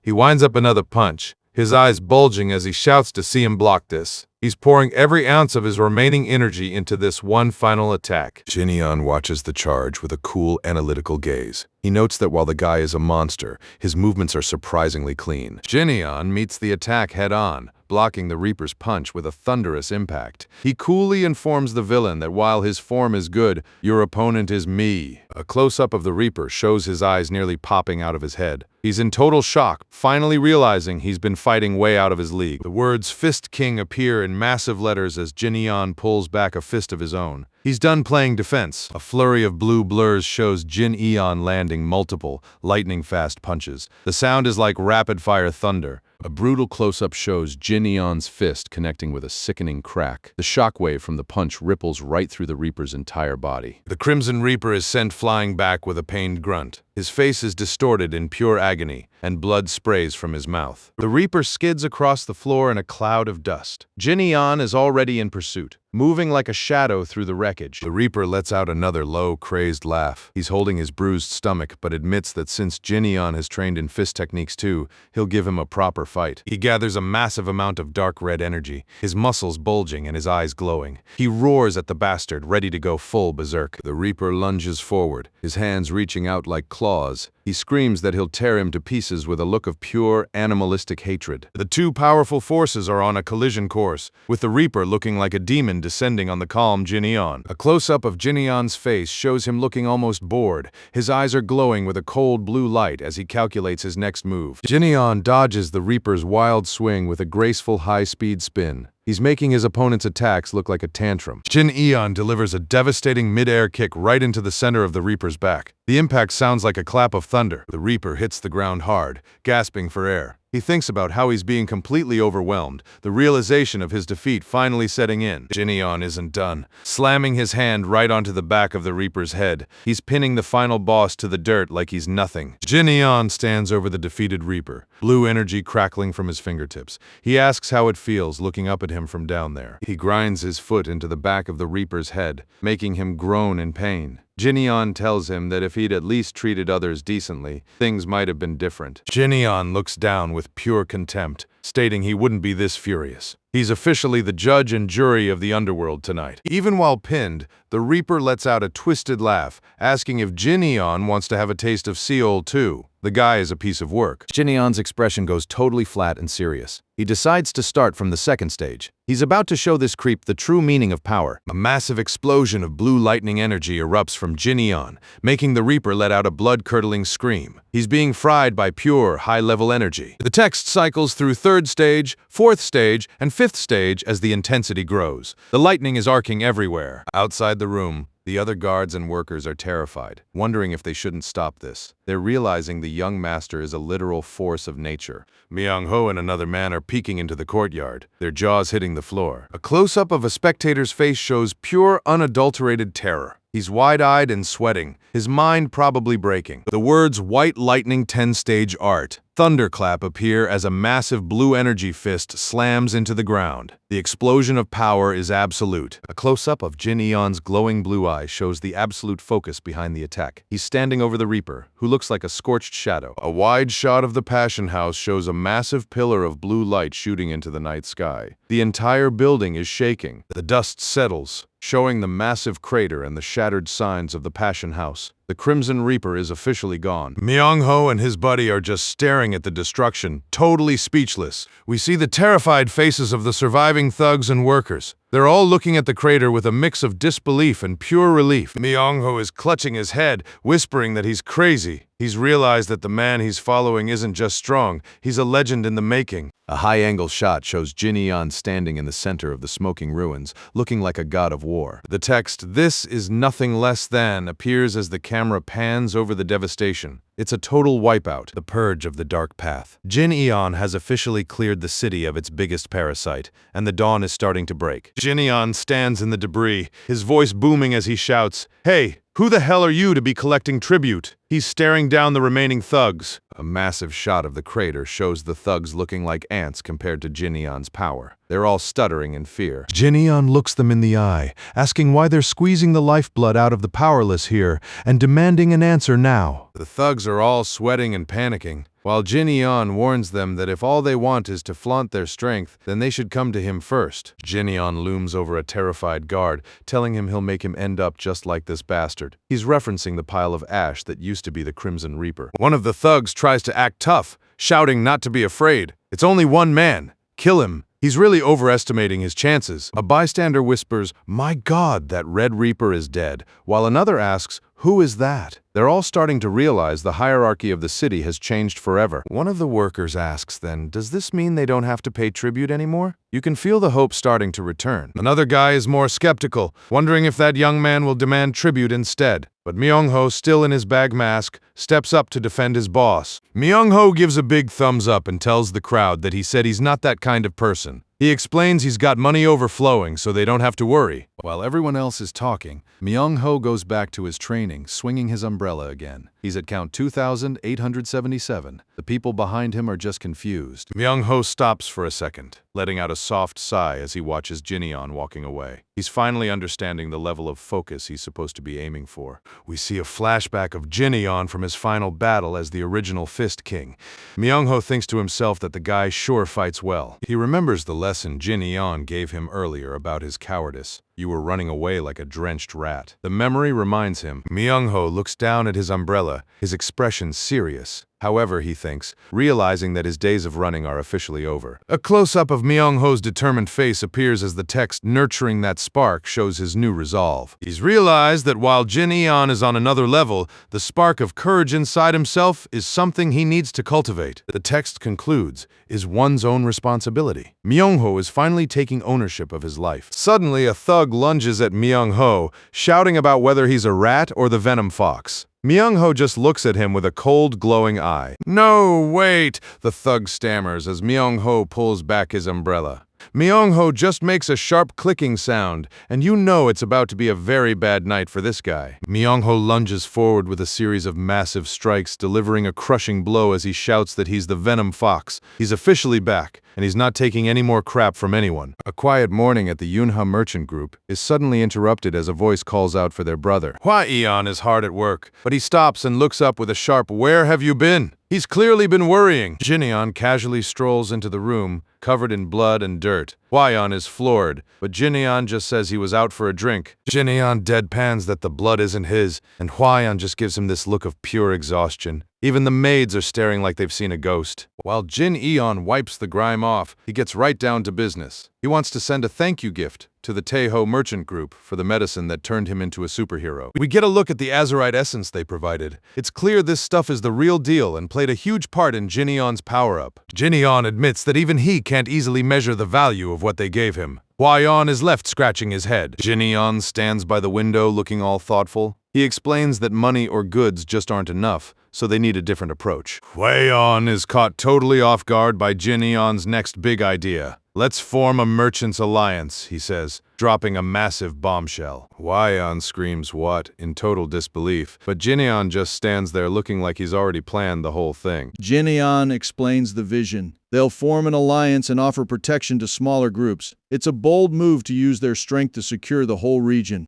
Waion thinks it's way too ambitious, but Jineon tells him they can start small with just a few partners, like the Taeho group. Jineon looks serious, stating they have to repay their debt in a way money can't. He's determined to use his power to change the status quo. Waion starts worrying about the fine print, asking about rules and fees. Jineon just says to keep it simple and not to collect any fees for now. Jineon's face is shown in profile as he explains the core mission. The purpose of this alliance will be something significant. We get a flashback to Jineon absolutely wrecking the Ouyang clan. He points out that since he taught them a lesson, the streets have actually been peaceful. There's a funny chibi drawing of a happy merchant. Jineon wants to ensure that once he's even stronger, he can protect everyone from the bullies. To protect the lives of the merchants. He says it with so much conviction that you know he's not playing around. He notes they also need a system for quick communication so they can address problems before they spiral out of control. Waion is still a bit of a skeptic, asking what happens if they run into a threat that even the Taeho warriors can't handle. We see a menacing shot of the underworld thugs they're up against. These guys are the real deal. Jineon looks his brother dead in the eye and says, "Then I will go myself." Waion is stunned into silence by his brother's sheer confidence. A visual of Jineon's lightning energy crackles. He admits that the medicine really did give him tremendous strength. Waion asks one more time if it really made him that much stronger,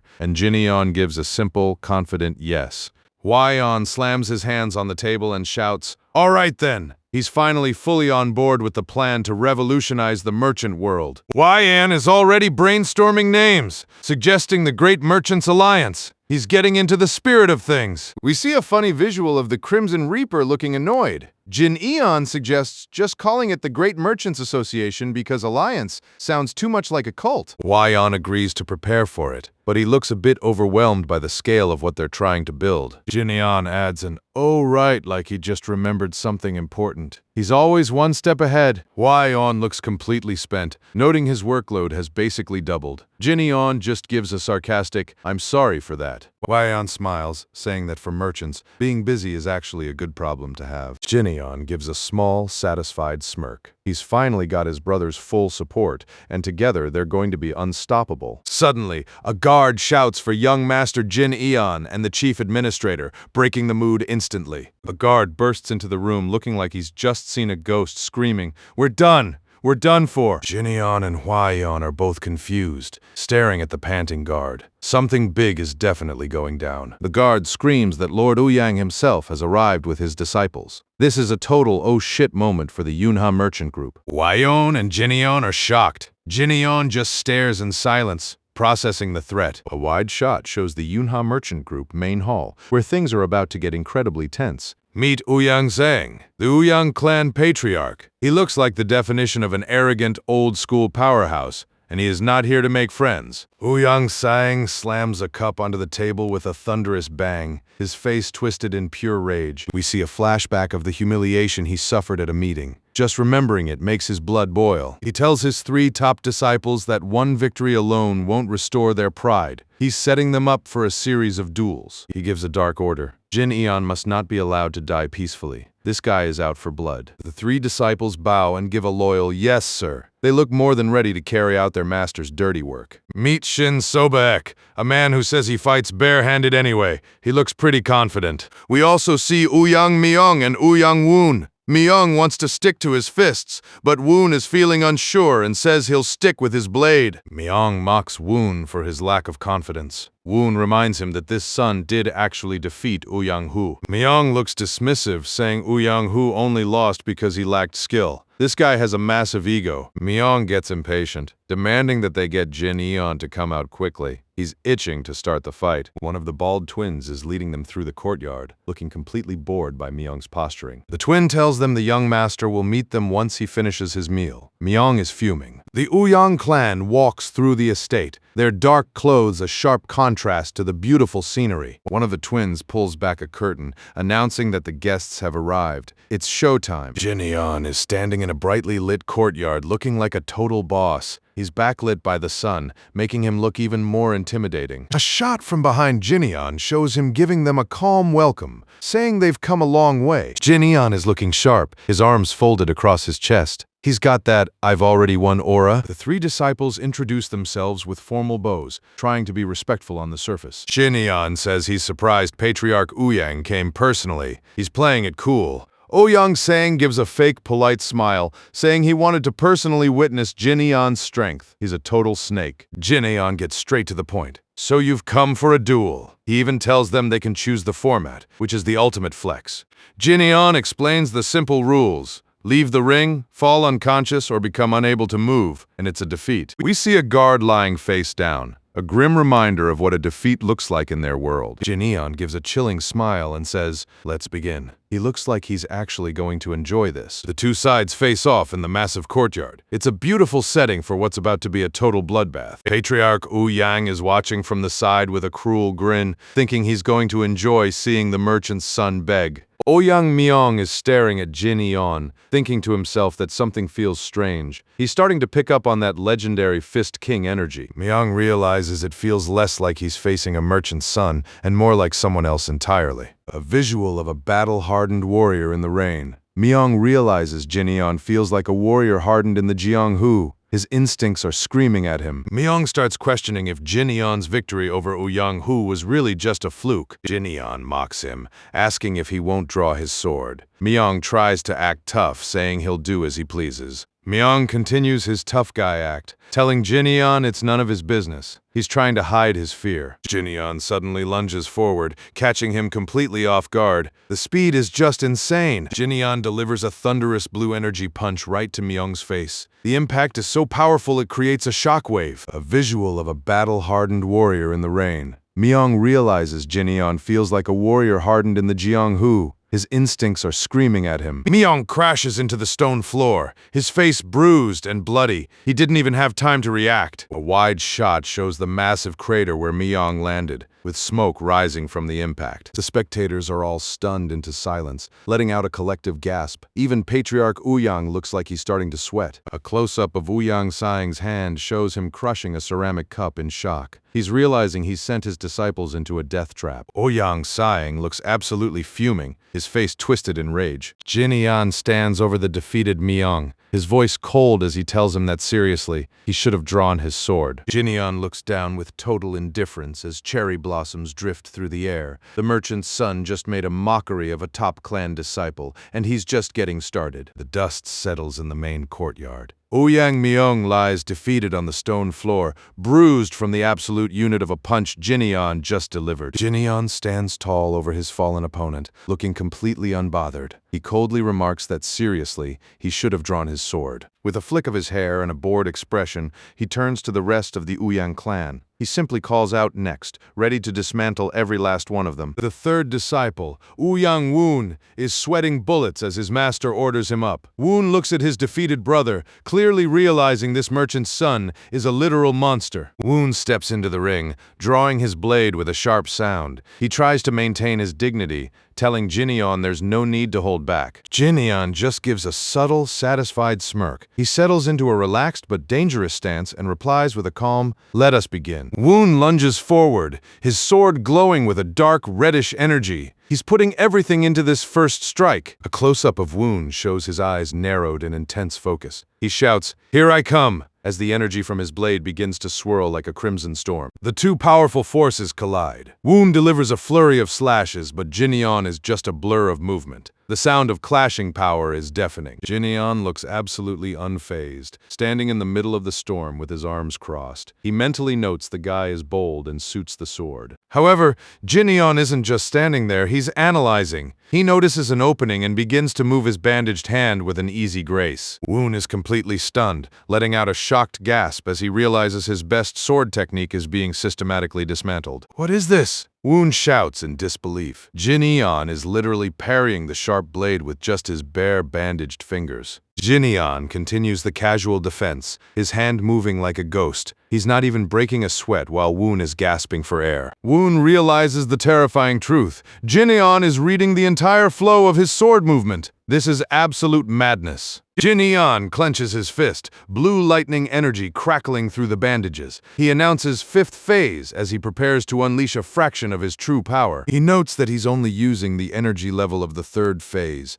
which is a massive flex. Woon looks like he's about to have a heart attack as the blue aura begins to glow. Woon lets out a pained cry as the sheer pressure from Jin-Eon's energy begins to crush his own reddish aura. The power difference is so huge, it's not even a fight anymore. The words White Lightning 10-face art appear as Jin-Eon delivers a thunderous punch. The blue energy creates a massive pillar of light that shoots into the sky. The impact is like a nuke going off in the middle of the courtyard. Lightning energy ripples through the air, shredding the stone floor. Woon is sent flying across the arena, his sword shattered. He hits the ground with a heavy thud, landing right next to his unconscious brother. Jin stands in the center of the carnage, the blue energy slowly fading. He looks toward the remaining Ouyang clan members, waiting for the next challenger. The spectators are in a total state of shock. One of the Ouyang members mutters in disbelief that even the third young master was pushed back so easily. One of the disciples suggests they end the spars here, looking at Patriarch Ouyang with genuine fear. He warns that if all three of them are defeated, it'll cause a huge uproar. Patriarch Ouyang Sang is fuming, his face a mask of pure rage. He's clutching his chair so hard the wood is starting to splinter. The Patriarch lets out a frustrated gasp as he watches Jin walk away. He can't believe a merchant's son just humiliated his two best disciples. Shin Sobaek, the lone remaining disciple, stands up and stretches. He admits that while the young master is an excellent martial artist, he cannot let this opportunity pass. Shin bows politely and asks if he will spar once with him. He's trying to be respectful, but he thinks he's the one who can finally stop the Jin hype train. Jin stops and looks back over his shoulder with a totally neutral expression. At least there's someone who looks decently skilled, Jin thinks to himself. He cracks his knuckles, preparing for the final match. Jin gets into a proper fighting stance, his blue eyes glowing with a cold intensity. He gives a simple, confident very well. The real main event is about to begin. They charge at each other with a thunderous impact. The two powerful forces meet in the center of the ring, the shockwave clearing the cherry blossoms. It's a flurry of high-speed blows. Shin is landing some heavy palm strikes, but Jin is countering every move with a series of blue blurs. The fight is moving all over the ring. Shin is actually putting up a fight, but Jin still looks like he's just playing with his food. Jin dodges a massive palm strike by inches, leaning back with a curious look. He's starting to see the rhythm of Shin's attacks. Shin gives a cocky smirk and mocks him. "What's this? Are you only going to block?" He thinks he's got the upper hand, but he's making a big mistake. Shin lunges again, his hands glowing with a bright white light. He screams, "Then block this as well," as he unleashes a massive wind-powered technique. A whirlwind of white energy surrounds Jin, threatening to shred his clothes and skin. It's creating a literal mini tornado. Jin just stands there in the middle of the storm, his hair flying wild. He calmly analyzes the attack and thinks to himself that his movements aren't terrible. But they're too big, he concludes with a devastatingly smug grin. He's already spotted the flaw in Shin's ultimate move. Jin lunges through the whirlwind with a sudden sharp sound. He catches Shin's wrist mid-strike with a crushing grip, stopping the entire storm cold. Shin is frozen in pure terror, letting out a shocked gasp. He realizes too late that he's just delivered himself right into the tiger's mouth. Shin screams in agony as blue lightning energy begins to fry his arm. The impact cracks the stone floor under his feet. Jin leans in close, his face inches from the terrified Shin. He coolly declares, "It was a good duel, young Master Shin," while he prepares the final blow. Boom! A massive downward punch slams Shin into the dirt with a thunderous crack. The impact creates a deep crater and sends up a massive cloud of dust. Shin is out cold, lying face down in the middle of the wreckage. The silence is absolute, as everyone realizes one man just soloed 3 of the world's top disciples. The second disciple looks on from the sidelines, sweating and wondering, since he lost as well, what's so good about it? He's finally grasping they never stood a chance. Jin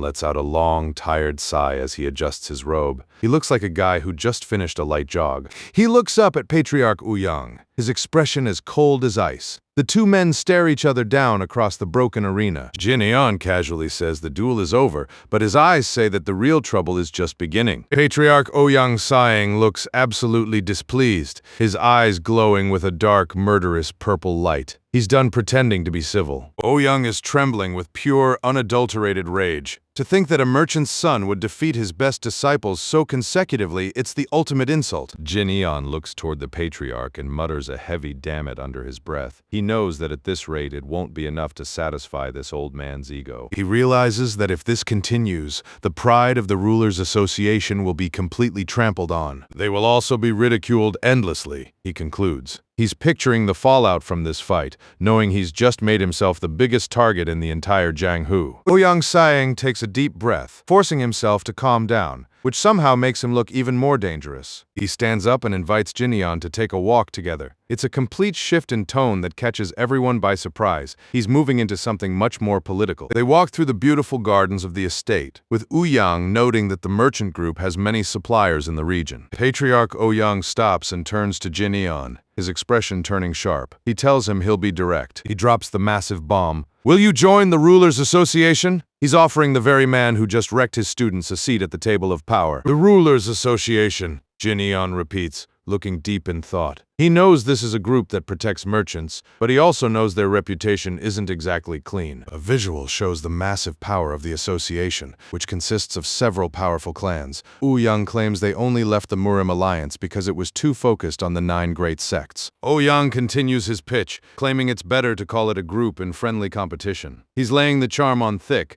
but Jin is already seeing through the act. Jin thinks to himself that now he understands why he's so obsessed with saving face. He realizes Ouyang-hu's men have been spreading rumors, and the association is feeling the pressure. Ouyang lets out a fake laugh and tells Jin he doesn't mean to blame him. He's trying to play the reasonable elder. So join me in the Rulers' Association and help restore my honor. Ouyang commands. His face inches from Jin. He adds with a smirk, it's not that difficult a request, is it? Jin just stays silent, letting the question hang. He realizes the only way Ouyang saves face is if he joins and makes it look like he's under him. Patriarch Ouyang asks with a smug look, and if you refuse? He thinks he's got Jin backed into a corner. Ouyang reminds him that as the son of a great merchant group, he shouldn't be slow at calculating gains and losses. He's basically threatening to ruin his business. Jin looks his elder right in the eye and replies that it's not as if he lacks money, and he's just offering him the seat of an ordinary martial artist. He's officially rejecting the offer with pure class. Jin turns around and tells him that if he's not here to fight him, they should end their conversation here. He adds a final, this walk was not enjoyable. He walks up the long stone stairs with a steady rhythm, leaving the stunned patriarch standing alone. The disrespect is absolute. Ouyang Sang's face turns dark and murderous. Hey, young Master Li, I'll give you one last chance, he calls out, finally dropping the mask. He asks if he wishes to see the entire Yuna merchant group slaughtered, his voice dripping with venom. Bro, you do not say that to the Fist King. A visual shows the Ouyang clan as a dark, looming threat over the peaceful city. Ouyang mocks Jin, asking if he thinks they can't do that. Ouyang asks if he is strong enough to stop him, warning that even if he is, he can't handle making the Rulers' Association his enemy. Suddenly, a massive burst of blue energy explodes around Jin. He's reached his limit and is finally ready to show this old man what real power looks like. Jin gives a dark, terrifying smirk and whispers, "Enough already, you insane bastard. The polite young master is officially gone. How about considering I could just kill you here and now?" Jin asks, his aura turning a deep, menacing red. Then wipe out the Ouyang clan. He leans in close to the trembling Ouyang and tells him he could even completely shift the blame onto his eldest son, asking if he wants to test him. Ouyang is stunned, muttering about how Jin is a man with no manners, no restraint, and no shame. He's realizing he's facing a monster he can't control. Save such words for after you've proven your strength, Ouyang roars, gathering a massive amount of sickly green energy in his palms. The air around them begins to turn toxic. Shin reveals it's the poison-toad palm strike he practiced to defeat the leaders of the 4 great clans. He's certain that no matter how strong he is, he can't withstand this. A wave of toxic green smoke fills the courtyard, melting the wood and stone. Ouyang is laughing, thinking he's finally got his opponent right where he wants him. Suddenly, Ouyang stops and gasps. He feels something strange through the poison smoke, a presence that shouldn't be possible. Ouyang realizes the terrifying truth as he wonders if his poison is burning, as if the lightning is eating into it. Jin Eon's blue aura is systematically destroying his toxic energy. Jin Eon emerges from the smoke, his eyes glowing like stars. Shin is choking on his own blood, letting out a pained cry as his ultimate technique is turned against him. Shin collapses to his knees with a pained grunt,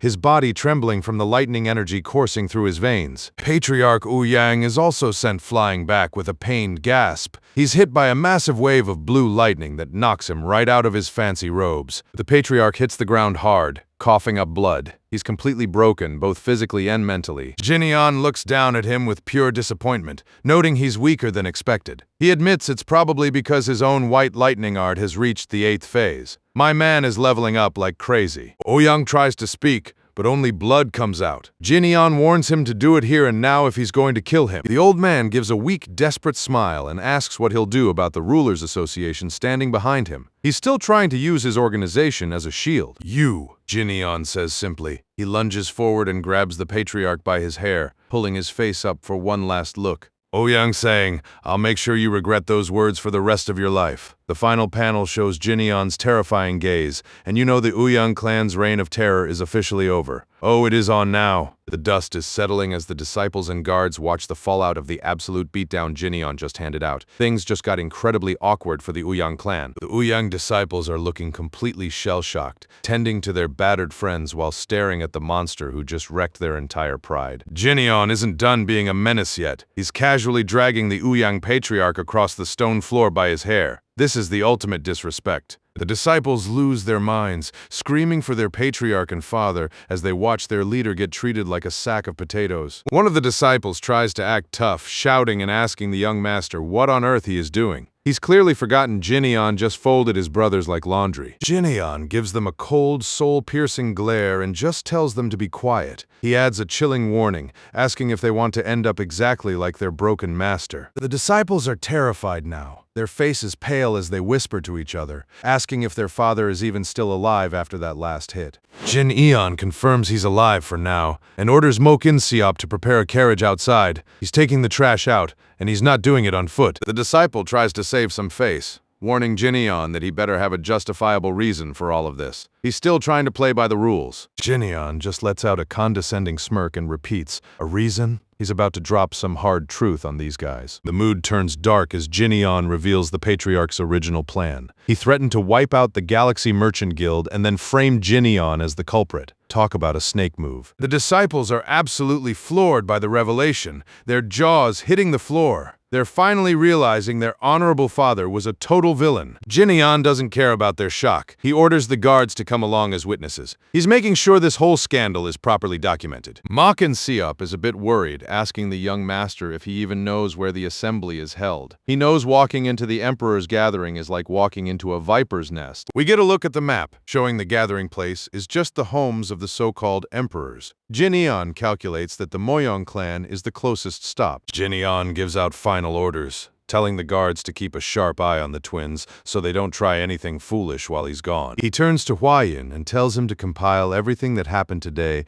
and report it to the Martial Alliance. He's playing the political game perfectly. The carriage rolls out into the sunset as the title "The Fist King Hears the News" appears. The legend is starting to make his move. Jin Eon is actually humming to himself inside the carriage, looking as relaxed as if he's on a holiday. He's thriving in the chaos. Inside the carriage, it's a tight fit with Jin Eon, the bound Gu Yongseng, and one of the hired assassins. The tension is thick enough to cut with a blade. The Ouyang Patriarch looks absolutely miserable, tied up with thick ropes. It's a long fall from being a powerful clan leader. The assassin is sweating, nervously asking where they're being taken. Jin Eon just casually replies that they're heading to the Moyong clan. Gu Yongseng manages to croak out that he's thirsty and asks for some water. He's still acting like he has some authority. The assassin actually tells the Patriarch that he doesn't think the young master will permit that. He's already learned who the real boss is. Jin Eon just bursts out laughing. He finds the whole situation hilarious. He mocks the assassin, asking how he can be this cold-hearted. He's literally petting the assassin's head like a dog while he trolls them both. Jin Eon's expression turns turns sharp as he notes that the man isn't actually a Gu family martial artist. He's realizing there are more layers to this conspiracy. He gets right in the guy's face and asks if he's an assassin. The blue glow in his eyes makes it clear that lying is a very bad idea. Suddenly, the carriage lurches as the horses scream. They've been hit with a burst of blue energy, forcing them to speed up. The guard outside is panicking, asking what the hell is happening.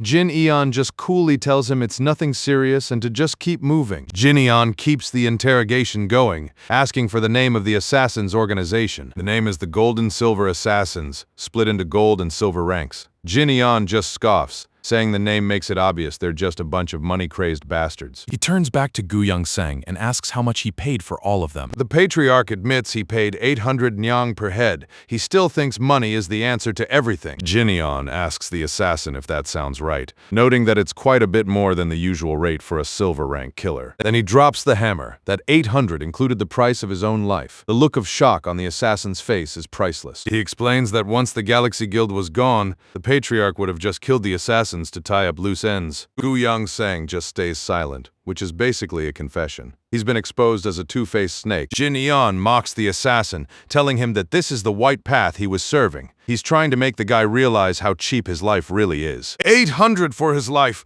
What a cheap existence! Jin Eon scoffs. Sudden impact! Jin Eon delivers a rapid-fire series of slaps to the assassin's face. He's literally beating some sense into the guy. He looks disgusted, calling them all bastards for leading such pathetic lives. He glances outside and notes their lineup for the evening stroll. 3 more assassins, 1 cripple, and 1 corpse. He's ready to make a grand entrance. The scene shifts to a beautiful mountain path at sunset. The carriage is approaching the headquarters of a major power player. They've arrived at the Moyong clan base. It looks like a massive, well-guarded fortress, but Jin Eon is walking in like he owns the place. The crowd is buzzing as they recognize the battered man being dragged along. They whisper if that isn't the patriarch of the Gu family. One of the guards asks what brings Senior Guiyang here, and more importantly, what the hell happened to his neck. Meet Moyong Bin, the patriarch of the Moyong clan. He looks like a refined, high-level master, but he's already sensing this visit is bad news. Moyong Bin asks who Jin Eon is. Jin Eon introduces himself as the eldest son of the Galaxy Merchant Guild with 0 fear. Jin Eon thinks to himself, asking if the previous patriarch wasn't Moyong Chu. He's testing the waters to see how much things have changed. Moyong Bin is getting impatient, asking why he's here with the guild's young master and dragging a patriarch along like a common criminal. Jin Eon keeps it cool, simply stating he'll explain. He knows he has the evidence to back up his claims. He finishes his story with a calm "that's what happened." The explanation has left everyone stunned. He points to the bound men behind him, identifying them as the assassins hired by Gu Yongsang. Someone in the back whispers that if word spreads, the Martial Alliance will laugh at them, suggesting they should just silence Jin Eon right now. Moyong Bin looks Jin Eon in the eye and asks what his real reason for coming here is. He asks if Jin Eon was so afraid of repercussions that he came running here to raise the alarm. He's still underestimating him. Jin Eon gives a devastatingly smug grin and asks, if you were in my position,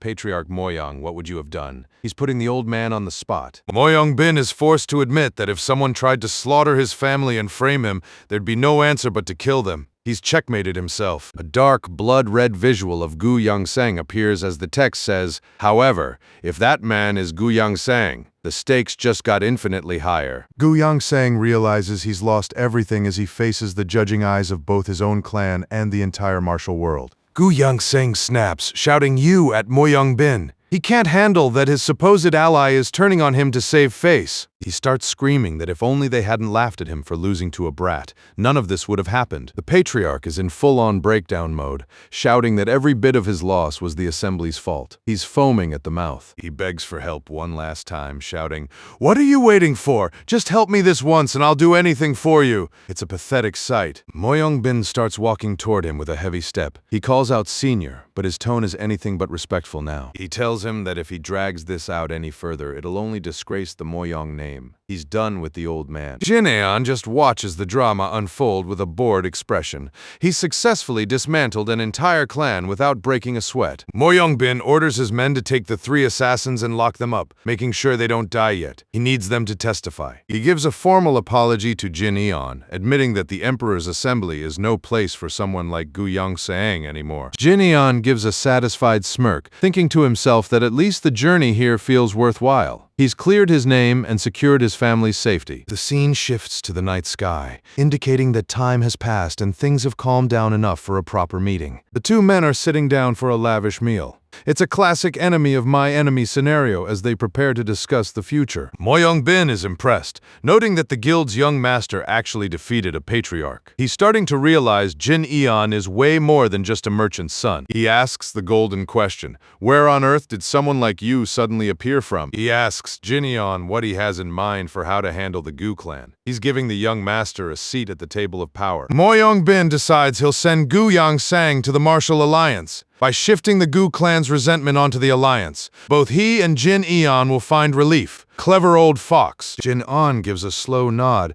agreeing that it sounds like a good plan. He's perfectly happy to let the big organizations fight each other. Jin Eon taps his finger on the table, preparing to ask a question that's been on his mind. He asks if the previous patriarch, Mo Yong-chu, has performed the Golden Basin hand-washing, the formal retirement ritual. Mo Young-bin goes quiet, the mood in the room shifting instantly. The question clearly hit a nerve. The patriarch asks if Jin Eon is not up to date on martial news. He looks genuinely saddened as he prepares to break the news. My father has been missing for over a year, he reveals. The image of the empty study shows just how sudden and mysterious the disappearance was. Jin Eon is genuinely shocked, repeating missing? He's realizing that his own death might be connected to more than just a simple ambush. Mo Young-bin laments that he lives branded as an unfilial son because he hasn't been able to find even a trace of his father. Jin Eon calculates the timeline. A year ago. That's when he reincarnated. He's putting the pieces together and the picture is looking grim. A bloody visual of Morong-chu appears as Jin Eon concludes that not only did he die, but Morong-chu must have died as well. The scale of the purge was much larger than he realized. He wonders if there's a deeper connection between all these powerful masters disappearing at the same time. He asks if there was ever any word that the patriarch clashed with the demonic path. He's looking for a common enemy. Mo Young-bin is surprised, noting that the demonic path has been silent for over 20 years. He doesn't see them as a current threat. He thinks it's incredibly strange that anyone would single out his father alone. He's completely blind to the larger conspiracy Jin Eon is starting to uncover. Jin Eon notes that he himself had no dealings with them, yet they simply appeared and ambushed him. He's realizing the demonic path doesn't need a reason to strike. He asks the patriarch how he thinks the former master would have fared if he'd been assaulted by multiple high-level swordsmen at once. Mo Young-bin admits it would have been a hard fight, but he insists his father would never fall to just a few swordsmen. Jin Eon drops the ultimate hypothetical, and if every one of those swordsmen had attained sword-defying steel, Mo Young-bin is stunned into silence by the sheer impossibility. A close-up of Jin Eon's eye shows him drifting back to the moment of his own death. The memory is still fresh, and the pain is still real. We get a flashback to his past life, where a massive energy explosion leveled a mountain range. He remembers the foes he fought. He recalls how some enemies survived even his 9th stage Thunderstrike. If they could withstand that, then his current 8th stage energy might not be enough. A visual of the legendary swordsman surrounded by lightning. Jin Eon realizes that they had reached the realm of sword-defying steel, a feat that was supposed to be impossible. He wonders if they were joined by those who wielded strange sorceries, banding together into a force that could challenge even the heavens. The text says heaven beyond heaven. He's realizing that he's not just looking for assassins, he's looking for gods among men. Jin Eon sips his tea, wondering why such powerful beings are moving so covertly. He knows something massive is brewing in the shadows. The scene shifts to a dark, ominous mountain pass where lightning is crackling. This is where the real monsters are hiding. A lone swordsman is sitting on a rock, identified as the Sword Demon. He's found something, and the smirk on his face says it's exactly what he was looking for. The fangirl with red eyes, the Heavenly Demon, is there too. She announces that they've finally found the Sword King's location. The hunt is on. The long-haired swordsman from the beginning gives a dark, satisfied smile. He says, "Ah, well done, Heavenly Demon," sounding like a proud boss. He stands up and orders his boys to get ready, because it's time to hunt a king. The final panel shows a literal army of high-level warriors gathering, and you know things are about to get absolutely insane. The rain is coming down hard over the Moyang clan's grand estate, matching the somber mood of the meeting inside. Jin Eon takes a slow sip of his tea. He's wondering why the demonic sect is being so sneaky, and what kind of twisted plan they're cooking up. The two leaders share a meal. Jineon asks for any news about the other top martial masters, clearly trying to map out the power players left on the board. Mo Young-bin recalls seeing the Blade Emperor recently and says he seemed to be doing just fine. He also mentions how senior Ouyang Sang felt totally disrespected. We get a flashback of the Blade Emperor, who looks like a total wild man, literally pointing and laughing. He didn't care about the stiff atmosphere. It was an awkward scene, to say the least. Mo Young-bin notes that it's understandable the Ouyang family head felt offended. But the Blade Emperor is the type of guy who just doesn't care. If someone displeases him, he simply ignores them completely. As for the Sword God, he reportedly went into closed-door training about 6 months ago. Mo Young-bin wonders what more someone of that level could possibly be honing. The Sword Emperor is a different story. He's a wanderer with no fixed address. He was informed about the disappearance but hasn't sent word back since. The conversation finally shifts to the legend himself, the Fist King. A silhouette of the Absolute Unit appears, looking every bit the warrior who once conquered the Jianghu. Jineon pauses mid-drink, his focus sharpening. He's listening to the world's perception of his death, probably finding it a bit surreal. Rumor has it the Fist King is roaming the world, either looking for a worthy disciple or just smashing unorthodox factions for fun. Jineon stares out at the rainy garden. He's reflecting on his past life as a lone wolf, realizing just how isolated he really was. He puts his cup down with a sharp sound. He asks Mo Young-bin directly why exactly it was so hard for people to get along with the Fist King. Mo Young-bin is surprised he even has to ask. He's about to give Jineon a reality check on just how much of a menace his past self truly was. The legend was known for being an absolute wrecking ball. He'd thrash seniors from unorthodox factions for the smallest slights.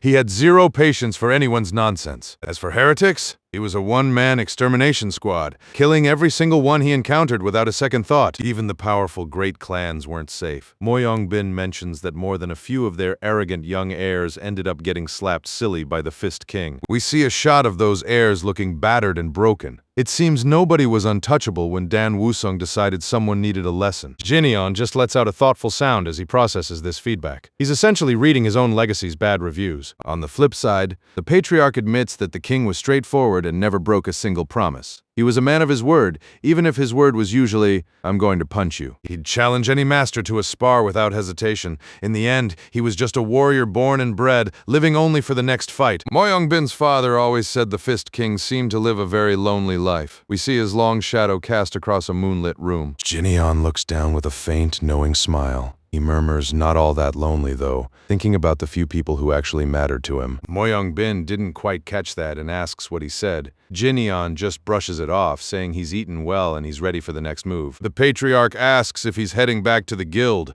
Jineon says yes, but Mo Young-bin has an idea that might keep things interesting. How about going to the Murim Alliance personally? The suggestion catches Jineon by surprise, making him pause with a curious look. The next day, the decision is made. Testifying in person is the smart play. It gives them total control over how the story is told. Baek Hangyong of the Murim Alliance happens to be nearby, and the patriarch thinks it's the perfect time to introduce them. He wants Jineon to accompany him back to headquarters. Meet Baek Hangyong, a sharp-eyed warrior with a bandage on his head. He's taking charge of Ouyang Sang's escort. The plan is for the two of them to set out immediately using light footwork. Baek gives a crisp understood as they prepare for a high-speed journey. Jineon turns back to Mo Young-bin, entrusting him with the Galaxy Merchant Guild's safety while he's gone. Mo Young-bin tells him not to worry, his warriors are already on site to guard the trading company. The bond between these two groups is stronger than ever. Jineon gives a polite bow, promising not to forget the patriarch's kindness. He's really mastered the noble young master act. The patriarch adds one more thing, his tone turning cold. He's got some new information about the group that tried to jump them earlier. The assassins belong to a group called the Silver Blood Assassins. He wants the Emperor's assembly to look into them. He vows that if their base is found, he'll personally lead the charge to take them out. He's officially declaring war on anyone who messes with his new allies. Jineon gives a subtle smirk, feeling satisfied with how things are playing out. Everything is falling into place. He admits he came here expecting a fight, but he's leaving with a powerful new ally. Thanks. He says one last time before leaping into the air with a powerful step. That's one way to end a conversation. Jineon and Baek Hangyong are just blurs of speed as they race across the rooftops. Their movement is so fluid it's like they're dancing. Mo Young-bin watches them disappear, a playful smirk on his face. He reflects on how this merchant's son came here ready to burn the place down but left as a valuable partner. What an amusing man he is, the patriarch muses. He's clearly impressed by Jinion's raw power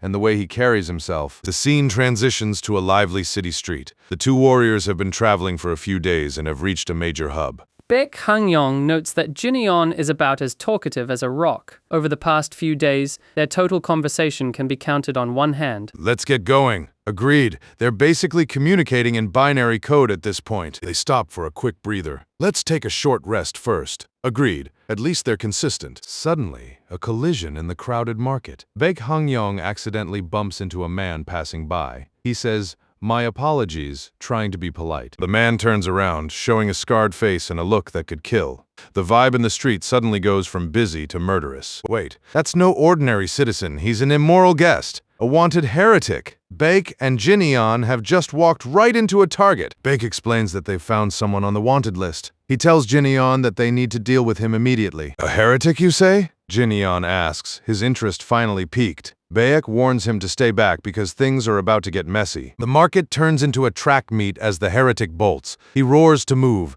knocking over stalls and people as he tries to lose them. A woman screams as the chase barrels through. Baek Hangyong is a blur of motion, determined to catch his man. Baek looks disgusted by the chaos, muttering about what a commotion the guy is causing. Baek mentions that the Murim Alliance has been taking a lot of heat lately for their handling of heretics. Apparently, there are a lot of these guys out there. The chase leads into a narrow alleyway. Baek notes how arrogant the criminal is, roaming the streets without a care. It's almost like he wanted to be found. Suddenly, the heretic stops. He says, as expected, realizing he's been cornered by more than just Baek. Was it a trap after all? Two more figures appear on the rooftops, their dark silhouettes looming over the alley. This wasn't a random encounter, it's an ambush. Baek notices a disturbing detail. Both of the new arrivals are missing arms. These are the survivors of a previous defeat at the hands of the Alliance chief. A bloody flashback shows them being dismantled by a massive energy strike. Baek draws his sword, mocking them for using a wanted criminal as bait. He tells them if they're still breathing, they should have the guts to challenge the Alliance chief again. The one-armed heretic laughs, saying cutting off limbs is the chief's hobby. But their hobby? Sending the severed heads of his members back to him. The guy is a total psycho. The villain sneers. Isn't it quite a hobby? He has no idea who is standing right behind him. Baek roars. Who is there? Finally sensing the newcomer, he's completely baffled by how fast someone managed to get behind them. A shadow drops into the alleyway with a heavy thud. Baek is sweating, wondering exactly when this person caught up. Jinion gives a wide, predatory grin. He says, I'm the one whose hobby is beating people up. He's officially joining the fight, and these one-armed bastards are about to have a very bad day. We cut back to the Merchant Guild buildings at night. The news of Jinion's departure has finally hit, and people are absolutely losing their minds. Chol Myung-ho, the Venom Fox, is having a complete meltdown. He screams about why, when, and how, while being held back by a guard. Wyon explains that Moyong-bin recommended Jinion testify at the Alliance. The guards let Myung-ho go, noting that he's just an acquaintance. Myung-ho looks like he's about to cry. Myung-ho collapses onto his knees with a dejected sigh. He's totally heartbroken that his big brother just left without saying anything, striking down 100,000 times. He admits it's embarrassing to even talk about his training now. He feels like a total loser. Ah, damn it. He screams at the top of his lungs. He threatens to poop right at the front gate if nobody tells him what to do next. Myung-ho stares at his umbrella, his expression hardening. He must think I'm a fool. He's done being the butt of the joke. No, I'm not a fool. I'm Venom Fox. He gives a sly, dangerous smirk. He's found his resolve again, and it's fueled by pure spite. Since it has come to this, he's storming the Murim Alliance. He's clutching his umbrella like a sword, ready to go on a warpath to find his mentor. What's next after 100,000 strikes? Lee Jinion. He delivers a massive ground-shattering swing. He's at 100,023, and he's heading straight for the Murim Alliance to show them exactly what he's learned. Jinion drops right into the middle of the alley like a phantom, completely surrounding the thugs. One of them shouts, "Who the hell are you?" as they realize they've been snuck up on. Even Baek Hangyong is caught off guard, sweating a bit as he wonders exactly when Jinion started following them. Our hero's speed is seriously on another level. Jinion gives a casual, confident smirk. Me? The one whose hobby is beating people up. That is a cold intro. Not gonna lie. The thugs just burst out laughing, totally underestimating him. They say, who's beating who? This trash thinks he can. Big mistake. One of the thugs decides he's had enough and tells the immoral guest to stop joking around and just go satisfy himself elsewhere. The thug steps up to Jin Eon, acting all tough. He asks, "What's your problem? Why get so worked up?" He's literally asking for a beatdown. Jin Eon completely ignores the trash talk and turns to Baek Hangyong. He calmly asks if it's okay to kill a public enemy on the spot. Baek confirms that alliance rules allow immediate execution. Execution, huh? Jin Eon starts tightening the bandages on his hands. You can practically feel the killing intent rising in the alley. Baek Hangyong stares at him, absolutely stunned. He thinks to himself that after 3 days of traveling together, this is the very first time he's actually seen Jin Eon smile. And it's not a friendly smile, it's a predatory grin. "I like it," Jin Eon says, looking like he's finally found something fun to do. The thugs realize things are turning south and draw their blades with a sharp sound. They roar, "You bastard!" Finally sensing the danger. One thug screams who's killing who as he launches a flurry of hidden needles at Jin Eon. Jin Eon doesn't even break a sweat, moving his body in a fluid blur to dodge every single needle. His reflexes are just insane. He's moving so fast the thugs can barely track him, making their hidden weapons look like toys. With a series of sharp taps, Jin Eon uses his bare hands to deflect the remaining needles right back at them. He coolly says, "I'll return them." The redirected needles hit their mark with a series of impacts. One thug lets out a pained scream as he's peppered by his own weapons. Another thug is paralyzed with fear, thinking Jin Eon deliberately threw them to avoid everyone just to target him. Baek Hangyong is impressed by the precision. The immoral guest finally makes his move, his hands glowing with a sickening green energy. He mocks, asking why he would even ask something like that between men. He lunges at Jin Eon with a wide swing, his green glowing hands creating a toxic trail. He screams that he was only trying to tear it off. Jin Eon catches the green energy strike head-on with a massive burst of power. "Since you don't seem to have any use for it, I'll rip it off for you," Jin Eon retorts, his blue lightning energy starting to overpower the green glow. Jin Eon grabs the heretic's glowing hand with a crushing grip. The guy's face turns to a mask of pure terror. A close-up on Jin Eon's face shows his eyes glowing with an icy blue intensity. He starts to ask, "Where do you think you're going?" his voice low and dangerous. Bam! Jin Eon slams the heretic into the ground with a massive explosion of blue lightning. The force sends a shockwave through the entire alleyway. The ground shatters into a crater as the heretic lets out a blood-curdling scream. He's being dismantled in seconds. The guy is coughing up blood and gasping for air. He wheezes,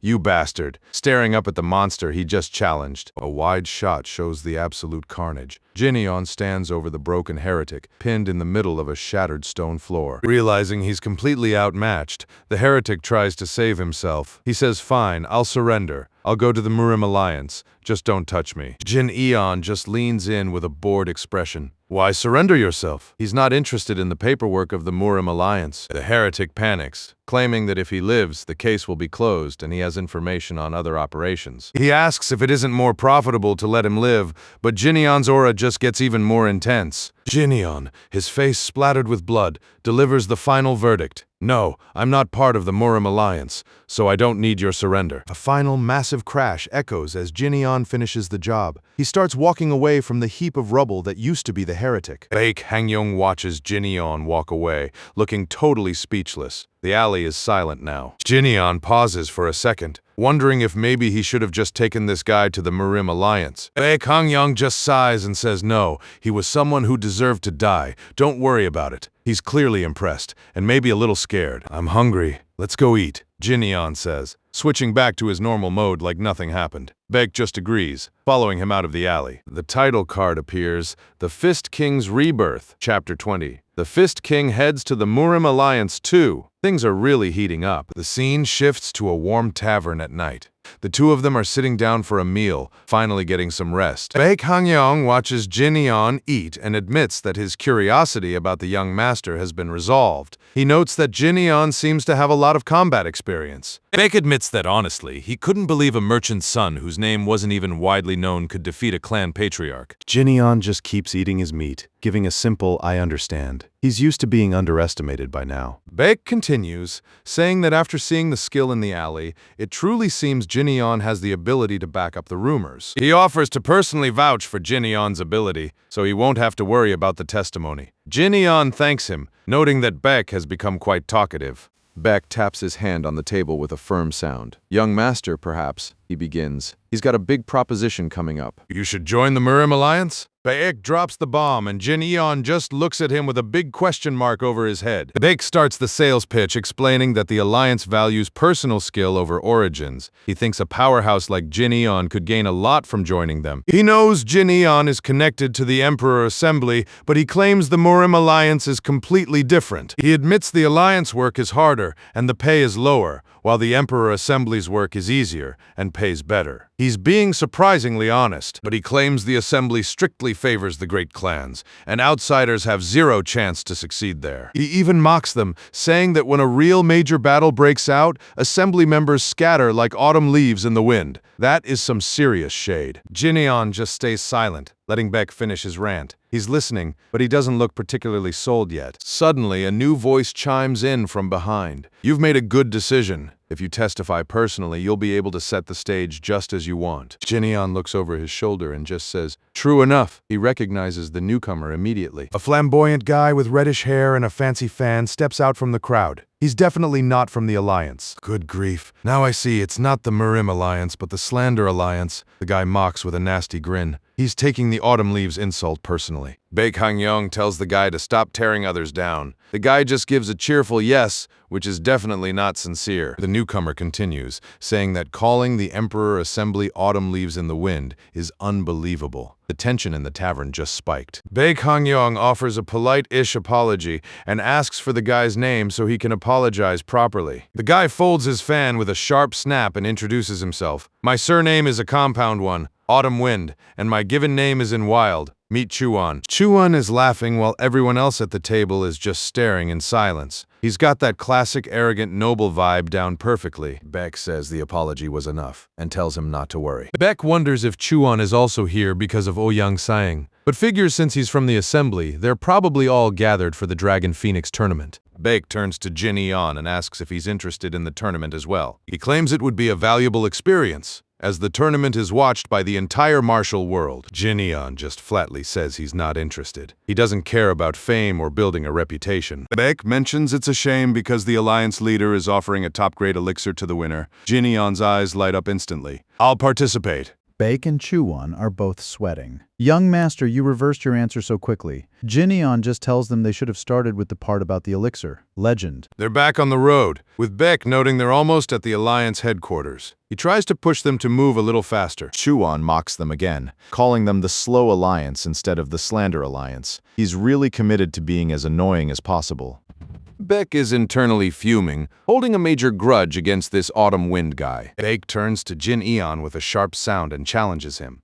Young master, from here on, how about we run as fast as the autumn wind? He's ready for a race. Chuan is confused but agrees with a smirk. Sure, then let's go. He thinks he's about to show off his superior light footwork. Boom! Jin Eon and Baek launch themselves forward with a thunderous step, leaving Chuan completely in the dust. He didn't even see them move. Chuan is left coughing in a massive cloud of dust. He screams that they're bastards. That was definitely on purpose. He gets a crazy look in his eyes and charges after them. I'll go show those two what real light footwork is. A bystander in the dust watches him go, thinking to himself, what's with him? Chuan has officially lost his cool. The three of them are just streaks of light as they race across the mountains at sunset. It's a full-on high-speed chase. Jin Eon is leading the pack, moving so fast he's a blur of blue and white energy. He's leaving both of them in the dust. They take a massive leap over a canyon toward the gate. Every landing is a thunderous sound that echoes through the valley. Jin Eon lands smoothly and looks back with a bored expression. Baek and Chuan are both in total shock, wondering how he's so fast.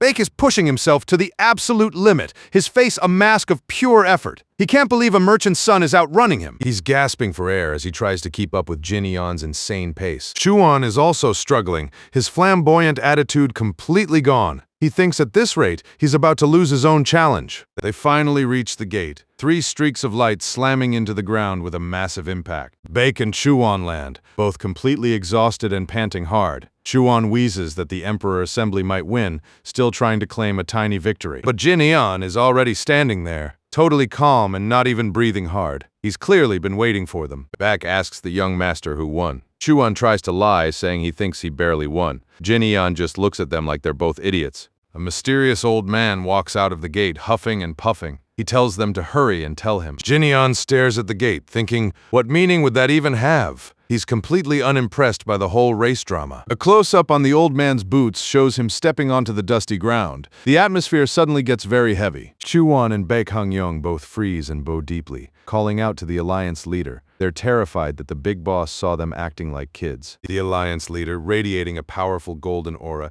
declares that in any case, the winner is that young master over there. He's pointing right at Jinyeon, who has officially left everyone speechless. This dude can't stop winning.